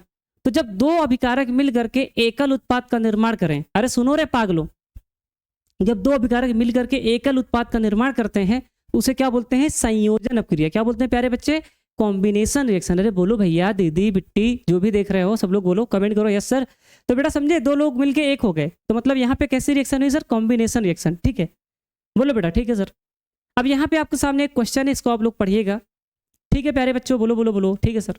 बेटा अगला आता है रासायनिक अपक्रिया के प्रकार में, अगला है अपघटन अपक्रिया।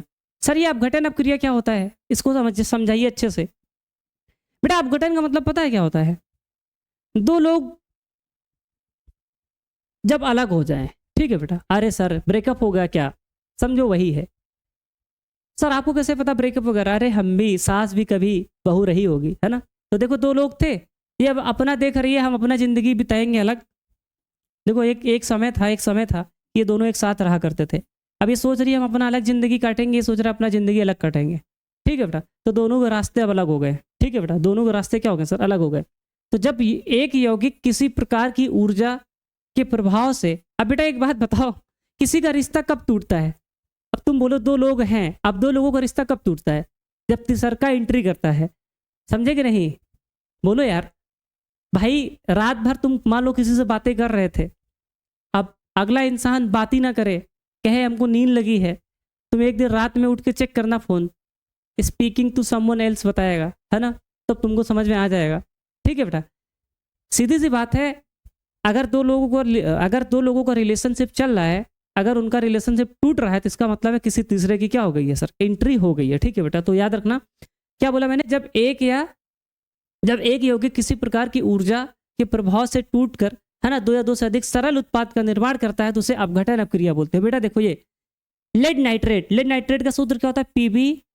PbNO3 का होल ट्वाइस। ठीक है बेटा, ये लेड नाइट्रेट है, इसको हमने गर्म कर दिया। क्या कर दिया सर? गर्म कर दिया। गर्म मतलब ऊष्मा दे दिया बेटा, बेटा ऊष्मा दे दिया, ऊष्मा, है ना, ऊष्मा दे दिए, तो ये अलग अलग हो गए। बेटा देखो, ये बेटा अलग अलग हो गए, PbO अलग हो गया, और बेटा NO2 अलग हो गया, और बेटा O2 अलग हो गया। देखो सब अलग अलग हो गए, है ना?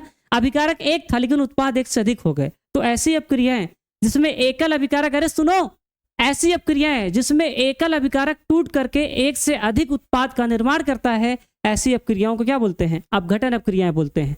तुम अगर ये वाला परिभाषा लिखना चाहो तो लिख लो, बैक करके फिर से सुनना, लिख लेना। ठीक है बेटा, जो मैंने अभी बोला। ठीक है, इसको संतुलित कर लेना, कर लेंगे सर। अब बेटा देखो, मैंने क्या बोला कि सर अभिकारक टूट जाता है। जैसे देखो ये अकेला था, टूट करके एक से अधिक हो गया। क्यों टूटा? जब कोई तीसरा आ जाता है। कौन कौन आते हैं बेटा? 3 प्रकार से बॉन्ड टूटता है, यानी कि 3 प्रकार से परमाणु टूटते हैं। कैसे सर? यानी कि हम कह सकते हैं कि जो आपकी अपघटन अपक्रियाएं होती हैं 3 प्रकार की होती हैं। पहली होती है बेटा ऊष्मीय अपघटन। अगर मान लो जैसे CaCO3 है, ये अकेले था, ठीक है, लेकिन ये टूट गया, इसके बीच में कौन आया सर? इसके बीच में सर ऊष्मा आई। क्या आई सर? ऊष्मा आई, हीट किया गया बेटा, इसको गर्म किया गया। क्या किया गया बेटा? गर्म किया गया। जैसे ही ऊष्मा दी गई तो ये CaO हो गया और CO2 हो गया। यानी कि पदार्थ को तोड़ने के लिए उसको गर्म किया जाए पदार्थ को तोड़ने के लिए गर्म किया जाए तो वो भी एक प्रकार से अपघटन अपक्रिया है, लेकिन कैसी अपघटन है? ऊष्मीय अपघटन। कैसा है बेटा? Thermal decomposition. क्या है बेटा? Thermal decomposition. याद रखना, पेपर में आता है, ठीक है? बोलो यार, बोलो बोलो, ठीक है सर। अब बेटा अगला आता है आपका प्रकाशीय अपघटन। अब मान लो ये 2AgCl है, इसको अलग करना है, Ag को अलग करना है, Cl को अलग करना है, तो ये गर्म करने से भी अलग नहीं होंगे। कुछ लोग होते हैं जो बहुत सच्चा वाला प्यार करते हैं, चाहे जो बीच में आ जाए नहीं टूटेंगे, नहीं अलग होंगे। बोलो यार, लेकिन पैसा आ जाए तो अलग हो जाता है। वैसे ही ये AgCl है, AgCl है। अब इसको क्या दिए बेटा? धूप में रख दिए, सूर्य के प्रकाश में। सूर्य के प्रकाश में जैसे ही रख दिए तो पूरा अलग हो गया, Ag अलग हो गया, Cl2 अलग हो गया, तुरंत अलग हो गया, ठीक है? बोलो बोलो, ऐसे अपघटन को क्या बोलेंगे? प्रकाशीय अपघटन। क्या बोलेंगे बेटा? प्रकाशीय अपघटन, ठीक है? क्या बोलेंगे? प्रकाशीय अपघटन। बेटा अगला है विद्युत अपघटन, इलेक्ट्रोलिसिस। अब बेटा यहाँ पे क्या होगा आपको पता है? H2O को क्या किया गया बेटा? करंट दिया गया, विद्युत धारा। क्या बेटा? विद्युत धारा, ठीक है बेटा? अब यहाँ पे विद्युत धारा दी जाएगी तब ये अलग हो जाएगा। यानी कि मान लो H2O भैया, इसके अंदर बहुत गहरी वाली दोस्ती थी हाइड्रोजन और ऑक्सीजन की, ये अलग ही नहीं हो रहे थे, तो बेटा इनको करंट दिया गया। जैसे ही करंट दिया गया, H2O अलग हो गया, O2 अलग हो गया। बोलो यार, बात समझ में आई कि नहीं? तो बेटा ये अपघटन ही तो है। तो अपघटन 3 प्रकार के हो गए बेटा। बेटा पहला था आपका ऊष्मीय अपघटन, दूसरा है प्रकाशीय अपघटन, तीसरा क्या है सर? विद्युत अपघटन। इसको आप लोग अच्छे से याद रखेंगे बेटा, पेपर में आता है, वेरी वेरी इंपॉर्टेंट है, ठीक है बेटा? तो अपघटन अपक्रिया भी मेरे सारे बच्चों को समझ में आ गई है। फटाफट कमेंट कर दो यस सर। बेटा अगला है विस्थापन अपक्रिया। क्या है बेटा? विस्थापन अपक्रिया। अब ये भी कुछ कहानी आपको बता रही है। देखो ये पगली को देखो, इसके बलवा देखो कैसे दिख रहे हैं, बाल तेरे घुंघराले हैं। अब बेटा देखो कैसे करने हैं। तोबा तोबा, ये वीडियो काश मेरे घर में कोई ना देखे, हाँ, नहीं तो फिर समझते ही हो फिर क्या ही होगा। अब बेटा देखो यहाँ पे क्या है? विस्थापन अपक्रिया। बेटा देखो, जब कोई अधिक क्रियाशील धातु कम क्रियाशील धातु से, है ना, कम क्रियाशील, अरे फिर से पढ़ लेते हैं यार। जब कोई अधिक क्रियाशील धातु कम क्रियाशील धातु को उसके यौगिक से बाहर निकाल देती है। इसका मतलब समझो बेटा, ये जिंक है और ये कॉपर सल्फेट है। देखो कॉपर की दोस्ती सल्फेट के साथ है, ठीक है बेटा? कॉपर की दोस्ती किसके साथ? सल्फेट के साथ। अब यहाँ पे देखो, आप सब लोग बताना यार, आजकल के जिंदगी में क्या हो रहा है? जिसके पास ज़्यादा पैसा है, जिसके पास ज़्यादा पैसा है, ज़्यादा पैसा वाला है, वो रिश्ते को भी खरीद लेता है। यानी कि आज के समय में रिश्ते बिक जाते हैं। सही बात है कि नहीं? पैसे के आगे कुछ नहीं है भाई, क्या प्यार, क्या दोस्ती, कुछ नहीं है, सब बिक जाता है।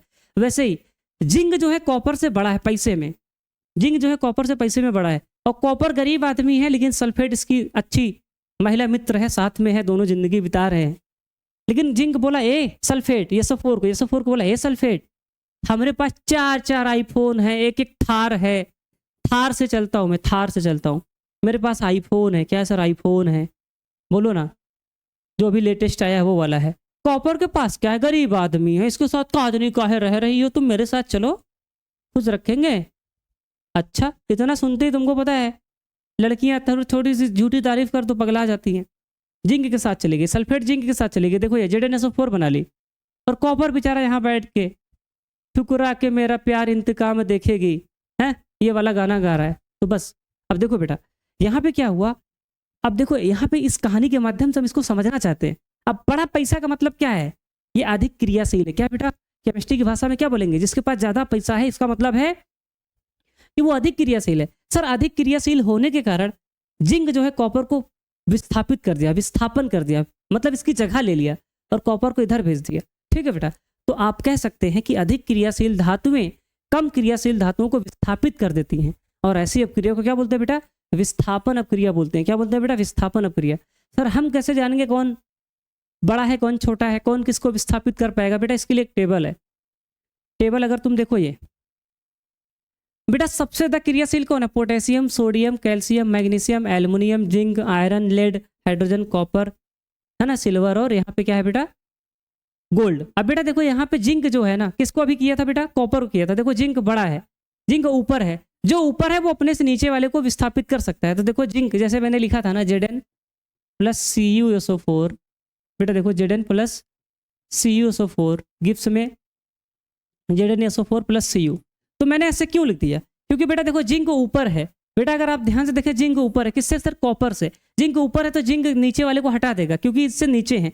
जिंक अपने से नीचे इन सब को हटा सकता है, लेकिन ऊपर वाले को किसी को नहीं हटा सकता। तो जिंक देखो ऊपर है तो कॉपर को हटा दिया, ये देखो ये आ गया, कॉपर अलग हो गया। अगर मैं यही लिख दूं SS, अगर मैं यही लिख दूं SSCU प्लस ZnSO4,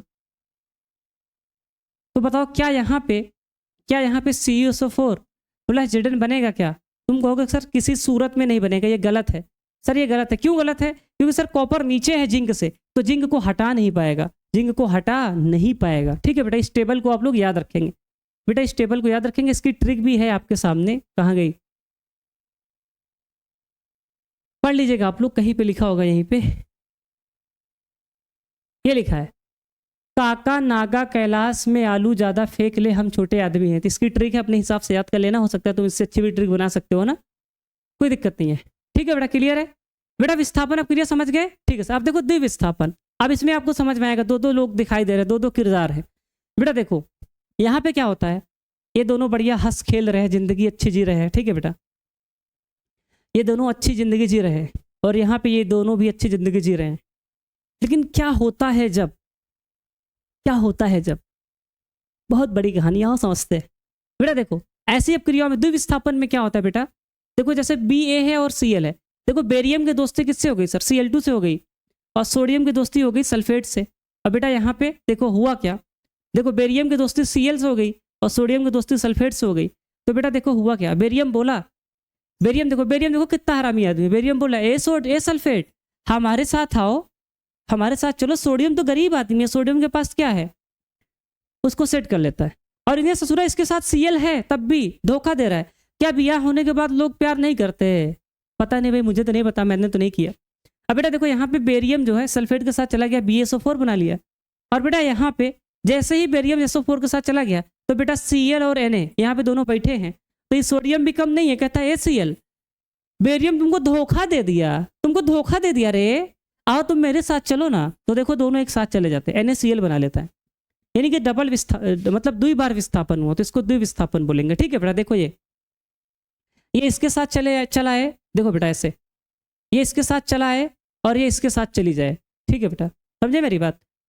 अरे बोलो यार, मैंने क्या बोला? ये जो है ये इसके साथ चली है और ये इसके साथ चला है ना, ये इसके साथ, तो मतलब अदला बदली कर लें, इसकी वाली उसकी वाली, ऐसे। ठीक है बेटा, द्विविस्थापन हो जाएगा। ठीक है सर, जब दो यौगिकों को आयन आपस में स्थान बदल लें। आयन कैसे बेटा? देखो अब यहाँ पे मैं इसको अगर अच्छे से लिखना चाहूँ, BaCl2, देखो बेटा BaCl2 प्लस में Na2SO4, जिसमें BaSO4 प्लस में NaCl। बेटा यहाँ पे तुम ध्यान से देखो, तो देखो बेरियम के ऊपर प्लस होता है, Cl के ऊपर नेगेटिव, यहाँ पे प्लस, यहाँ पे माइनस, यहाँ अब देखो बेटा। ठीक है,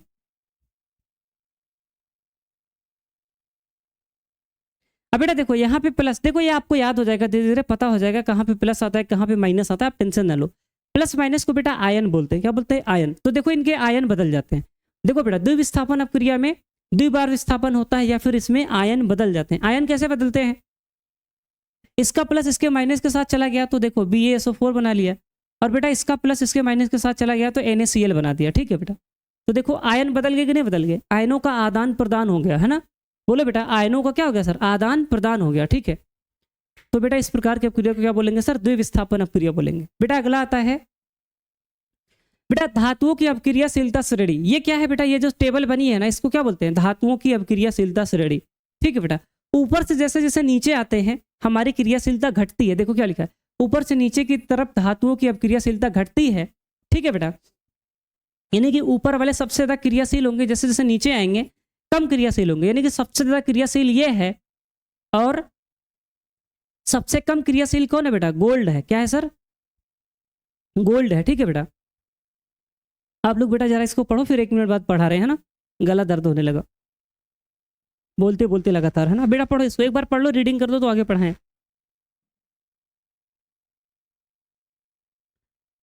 हे भगवान,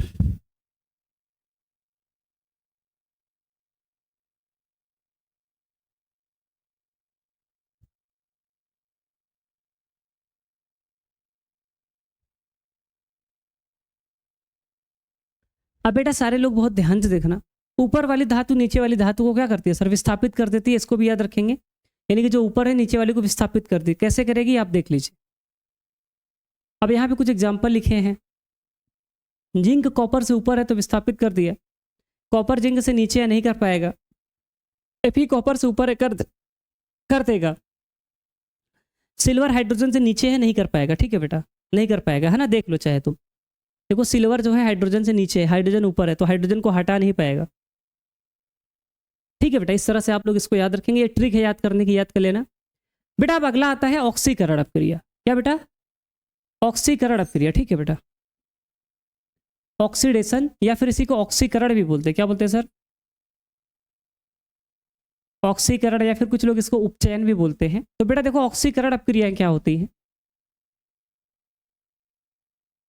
बेटा, ऑक्सीकरण अपक्रिया में क्या होता है सभी लोग बहुत ध्यान से देखेंगे, इसमें ऐसी अपक्रिया जिसमें ऑक्सीजन का क्या होता है बेटा, ग्रहण होता है ना, ऑक्सीजन का ग्रहण होता है, और बेटा इसमें हाइड्रोजन का क्या होता है सर, त्याग होता है। ऐसी रासायनिक अपक्रिया है जिसमें ऑक्सीजन का ग्रहण होता है और हाइड्रोजन का त्याग होता है, उसे क्या बोलते हैं बेटा, ऑक्सीकरण अपक्रिया बोलते हैं, क्या बोलते हैं बेटा, ऑक्सीकरण अपक्रिया बोलते हैं।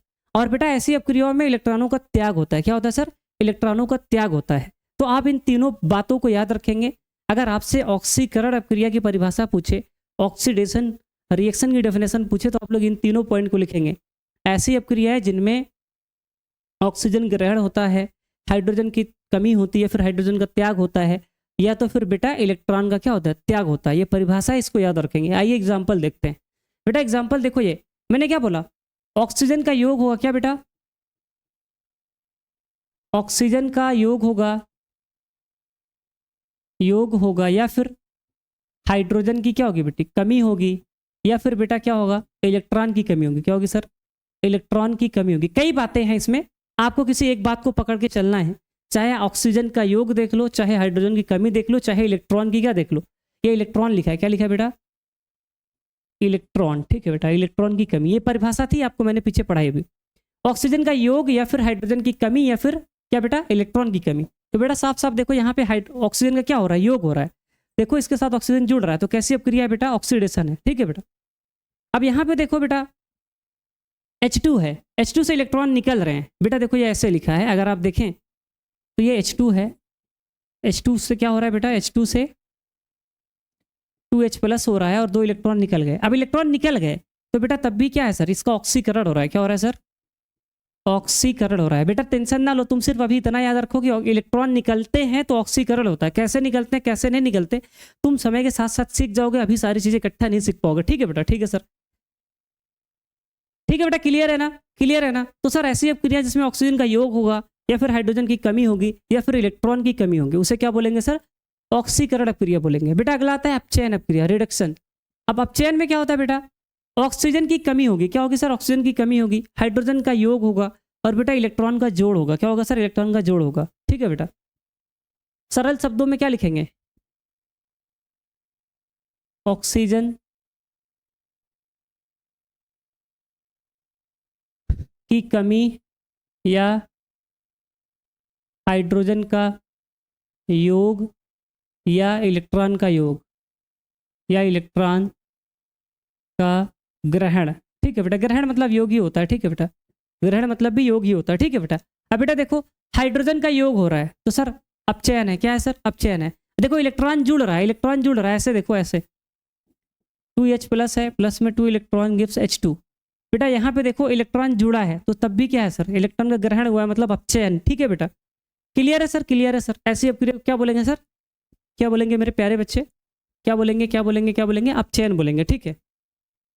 अब बेटा एक अपक्रिया आती है रेडॉक्स अपक्रिया, क्या होती है सर, रेडॉक्स अपक्रिया। सर ये रेडॉक्स अपक्रिया क्या होती है, ऐसी अपक्रियाएं जिनमें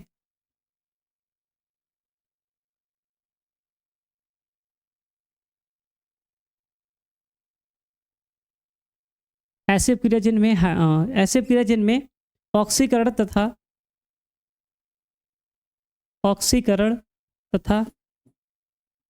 अपचयन दोनों एक साथ होता है, ठीक है बेटा, उसे क्या बोलते हैं सर, रेडॉक्स अपक्रिया बोलते हैं ना। ऐसी अपक्रिया जिसमें ऑक्सीकरण तथा अपचयन दोनों एक साथ होता है उसे रेडॉक्स अपक्रिया रेडॉक्स अपक्रिया,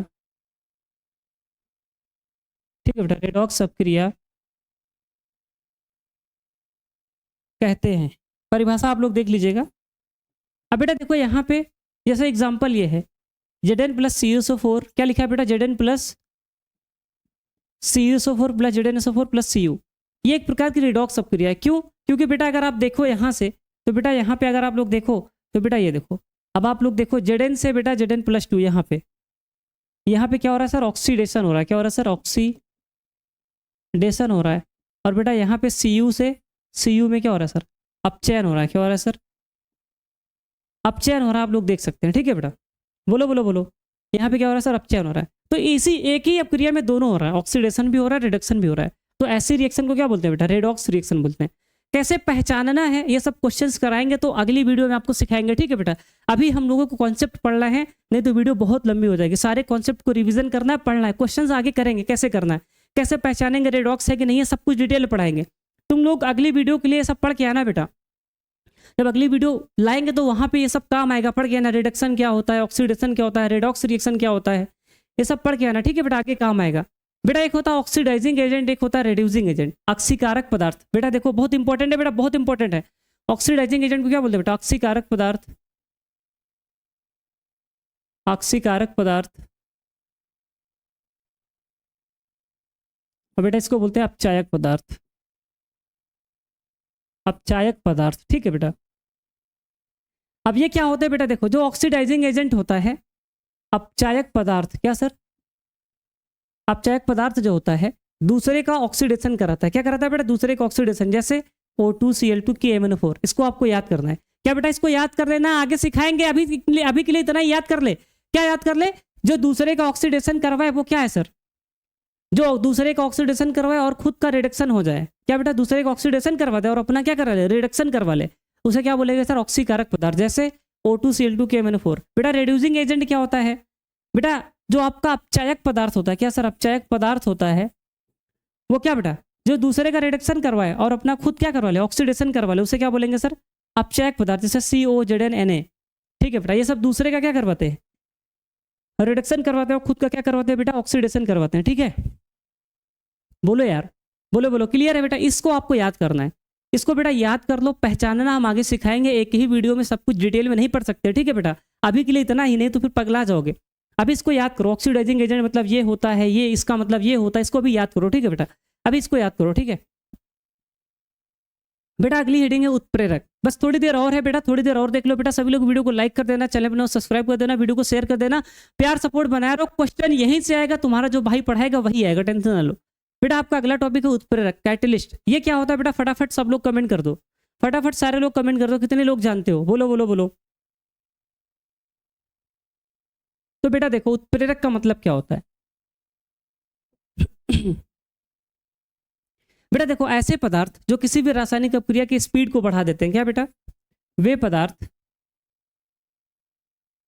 जो स्पीड को बढ़ाते हैं, किसी भी रिएक्शन की स्पीड को बढ़ा देते हैं, या तो तेज कर देंगे या तो धीमा कर देंगे। क्या कर देंगे सर, या तो धीमा कर देंगे। ठीक है बेटा, रिएक्शन को तेज कर देंगे, स्लो कर देंगे, या तो फास्ट कर देंगे। ठीक है बेटा, देखो लिखा है, वह पदार्थ जो रासायनिक अपक्रिया की गति, स्पीड को बढ़ा देता है, स्वयं रिएक्शन में नष्ट नहीं होता, मतलब खुद नहीं बदलता, स्वयं परिवर्तित नहीं होता, लेकिन रिएक्शन की स्पीड को बढ़ा देता है या तो फिर घटा देता है, उसे क्या बोलते हैं बेटा, उत्प्रेरक बोलते हैं। क्या बोलते हैं सर, उत्प्रेरक। या रिएक्शन को तेज करता है, कभी कभी धीमा भी कर सकता है। ठीक है बेटा, तो सीधे सीधे अगर उत्प्रेरक की परिभाषा पूछे तो लिख देना 2 नंबर में, वे पदार्थ जो रासायनिक अपक्रिया की स्पीड को बढ़ा देते हैं लेकिन स्वयं परिवर्तित नहीं होते। ठीक है बेटा, जैसे आपके सामने एक रिएक्शन लिखी है, इसको काटो इससे,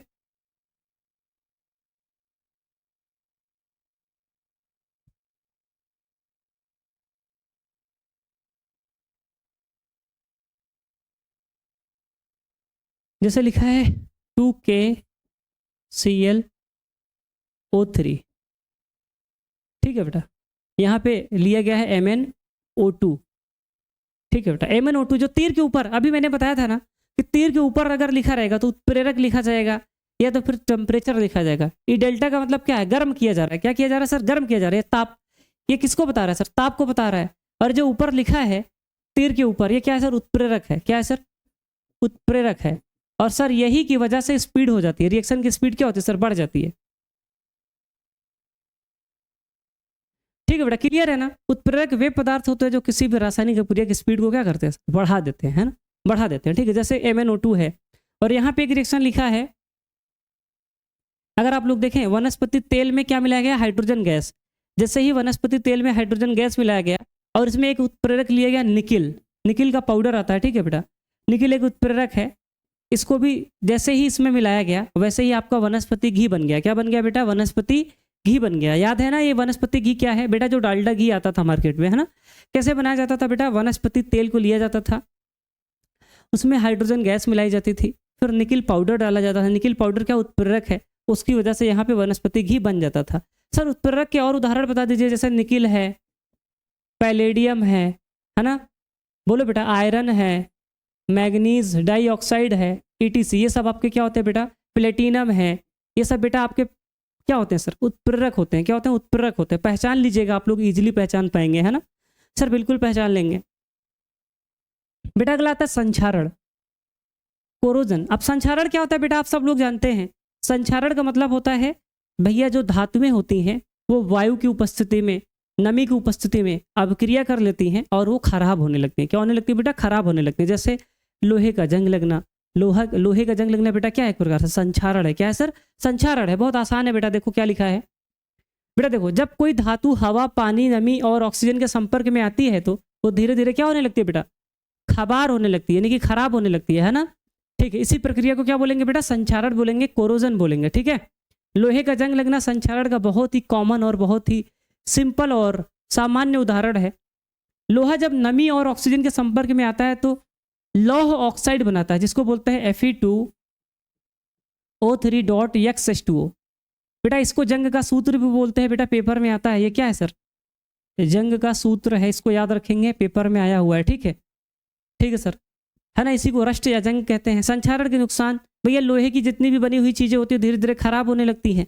अगर हमारी लोहे की चीजों में जंग लगेगा तो बेटा हमारी चीज खराब होगी, तो हमारे पैसे का नुकसान होगा कि नहीं होगा सर, बिल्कुल जानते हैं। और बेटा आप सब लोग जानते हैं, अगर लोहे की चीजों को बचाना है तो उस पर क्या किया जाता है बेटा, पेंट किया जाता है ना। अगर संक्षारण को रोकना है तो हम लोग क्या करते हैं बेटा, पेंट करते हैं, है ना, या फिर उस पर क्या करते हैं, कम क्रियाशील धातुओं को चढ़ाते हैं। ठीक है बेटा, दूसरा तरीका क्या है बेटा, लोहे के ऊपर क्या करते हैं बेटा, कम क्रियाशील धातुओं का क्या परत चढ़ा देते हैं ना। जैसे मान लो लोहा है, लोहे पे मूर्छा लग रहा है तो क्या करें, इसके ऊपर सोने की परत चढ़ा दे। क्या सोना खराब होता है क्या, नहीं। अरे तुम लोग कहोगे अरे मास्टर पगला गया है क्या, लोहे को बचाने के लिए सोने की परत चढ़ाएंगे क्या, है। लेकिन साइंस है भाई, साइंस में बता रहा हूँ, मैं थोड़ी कह रहा हूँ कि लोहे को बचाने के लिए तुम सोना चढ़ा दो, मैं बता रहा हूँ। कहने का मतलब ये है कि बेटा देखो लोहा अधिक क्रियाशील है, तो जो कम क्रियाशील धातु है उसकी परत चढ़ाई जाती है। ठीक है बेटा, तो जो सस्ती हो, कम क्रियाशील हो, उसकी परत चढ़ा देना, सोना ही क्यों चढ़ाना। ठीक है बेटा, तो इस चीज को याद रखेंगे। तो ये संक्षारण होता है, आप सभी को याद होगा बेटा। अगला है विकृत गंधिता। और बेटा एक चीज आप लोग याद रखेंगे, चाहे संक्षारण हो चाहे विकृत गंधिता हो, इन दो में से एक क्वेश्चन पेपर में आएगा, लॉ मोहर लगा के दे दें अभी से ही। इन दो में से एक पेपर में आएगा, लिखने के लिए हर साल आता है, तो दोनों को याद कर लेना बेटा। रेंसिडिटी क्या होती है बेटा, देखो ऐसा है ना बेटा, देखो हम लोगों के यहाँ मान लो अभी बहुत गर्मी है, और गर्मियों में क्या होता है बेटा, मान लो तेल मसाले वाली कोई बढ़िया डिश बना अपने घर में, है ना, तेल मसाले वाली कोई बढ़िया सब्जी बनी, है ना, तेल मसाले वाली कोई बढ़िया सब्जी बनी, है ना, और उसको हम लोगों ने खाया और बोला यार इसको रख देते हैं, सुबह खाएंगे। अब सुबह तक रखने से क्या होता है बेटा, सर अगर हम सुबह तक खाने को छोड़ देते हैं बहुत अधिक तेल मसाले वाली चीज़ों को, तो वो महक जाती है, उसके अंदर गंध आ जाता है ना, खराब हो जाता है। इसी प्रक्रिया को बोलते हैं विकृत गंधिता, रेंसिडिटी। रेंसिडिटी में क्या होता है बेटा, अधिक तेल मसाले वाली चीज़ें जो होती हैं लंबे समय तक रखने से वो खराब हो जाती है, उनके अंदर महक आ जाता है ना। इसी प्रक्रिया को क्या बोलेंगे बेटा, रेंसिडिटी, विकृत गंधिता। ठीक है बेटा, ठीक है सर। अब बेटा देखो, जब तेल भूंजी वाली है ना, जब तेली या वसा युक्त भोजन यानी कि ऑयली फैटी चीज है ना, लंबे समय तक हवा में पड़ा रहता है तो उसमें खराब गंध और उसके स्वाद में परिवर्तन आ जाता है। इसी को क्या बोलते हैं बेटा, विकृत गंधिता बोलते हैं। यह होता है कि इसमें क्या होता है बेटा, पता है आपको बेटा, इसमें क्या होता है बेटा, एक प्रकार से ऑक्सीकरण हो जाता है। क्या होता है बेटा, ऑक्सीकरण हो जाता है। कैसे, भोजन में मौजूद तेल वसा ऑक्सीजन से अभिक्रिया करके खराब यौगिक बना लेते हैं। ठीक है बेटा, अगर आपसे पूछे कि खराब क्यों होता है या फिर विकृत गंधिता क्यों होता है, क्योंकि बेटा भोजन में उपस्थित तेल है ना। और जो फैट होता है, जो वसा होता है, वो क्या करता है, ऑक्सीजन के साथ अपक्रिया कर लेता है और वो एक खराब पदार्थ बनाता है जो खाने योग्य नहीं होता। बेसिकली उसका ऑक्सीकरण हो जाता है। क्या हो जाता है बेटा, ऑक्सीकरण हो जाता है। और इसी प्रक्रिया को क्या बोलते हैं बेटा, विकृत गंधिता बोलते हैं। उदाहरण, पुराना तेल खट्टा बदबूदार हो जाता है। अगर कोई तेल बहुत पुराना हो, सर तेल कब से खराब होने लगा ये तो हम जानते नहीं, खराब होता है बेटा, सबकी एक लिमिट होती है, उसमें जो है पदार्थ मिलाए होते हैं जो खराब ना हो, है ना। जैसे आप लोग चिप्स का पैकेट देखते हैं बेटा, अगर आप लोग 10 रुपए का या 20 रुपए का चिप्स का पैकेट खरीदते हो, मान लो 20 रुपए का चिप्स पैकेट खरीदो, तो उसमें 10 रुपए की हवा निकल जाती है, 10 रुपए की चिप्स निकलती है। क्यों? उसके अंदर नाइट्रोजन गैस भरी होती है। ताकि देखो जो चिप्स होता है वो बहुत ही तेल मसाला वाला होता है ना, तला भुना होता है, वो भी खराब हो जाएगा, इसलिए उसके नाइट्रोजन गैस भरते हैं जिससे वो खराब ना हो, है ना। आगे पढ़ो बेटा। रखी हुई पकौड़ियाँ या मिठाई का स्वाद बदल जाता है। अगर मान लो कोई पकौड़ी तेल मसाला वाली चीज़ लंबे समय के लिए रख दो तो वो महक जाता है, खराब हो जाता है ना। ये भी तो विकृत गंधिता ही है। विकृत गंधिता को रोकने के उपाय, है ना, खाने वाले पदार्थों में प्रतिऑक्सीकारक पदार्थ मिलाते हैं। जैसे नाइट्रोजन गैस भरते हैं, क्या भरते हैं बेटा, नाइट्रोजन गैस भरते हैं। जैसे पैकेट वाले चिप्स में BHA BHT मिलाया जाता है। सब क्या होता है, इसको छोड़ो मारो गोली, ऐसे समझो। खाना एयर टाइट कंटेनर में रखते हैं, मतलब खाने वाले पदार्थ को ऐसी जगह रखते हैं जहाँ पे हवा ना जाने पाए। और बेटा आप सब लोग जानते हैं चिप्स के पैकेट में कौन सी गैस भरी जाती है, नाइट्रोजन गैस भरी जाती है।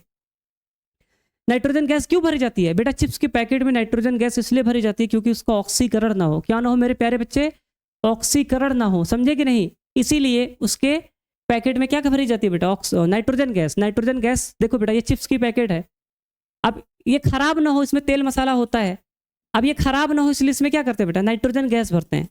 नाइट्रोजन गैस क्या होता है, इसको खराब नहीं होने देता, मतलब इसका ऑक्सीकरण नहीं होने देता।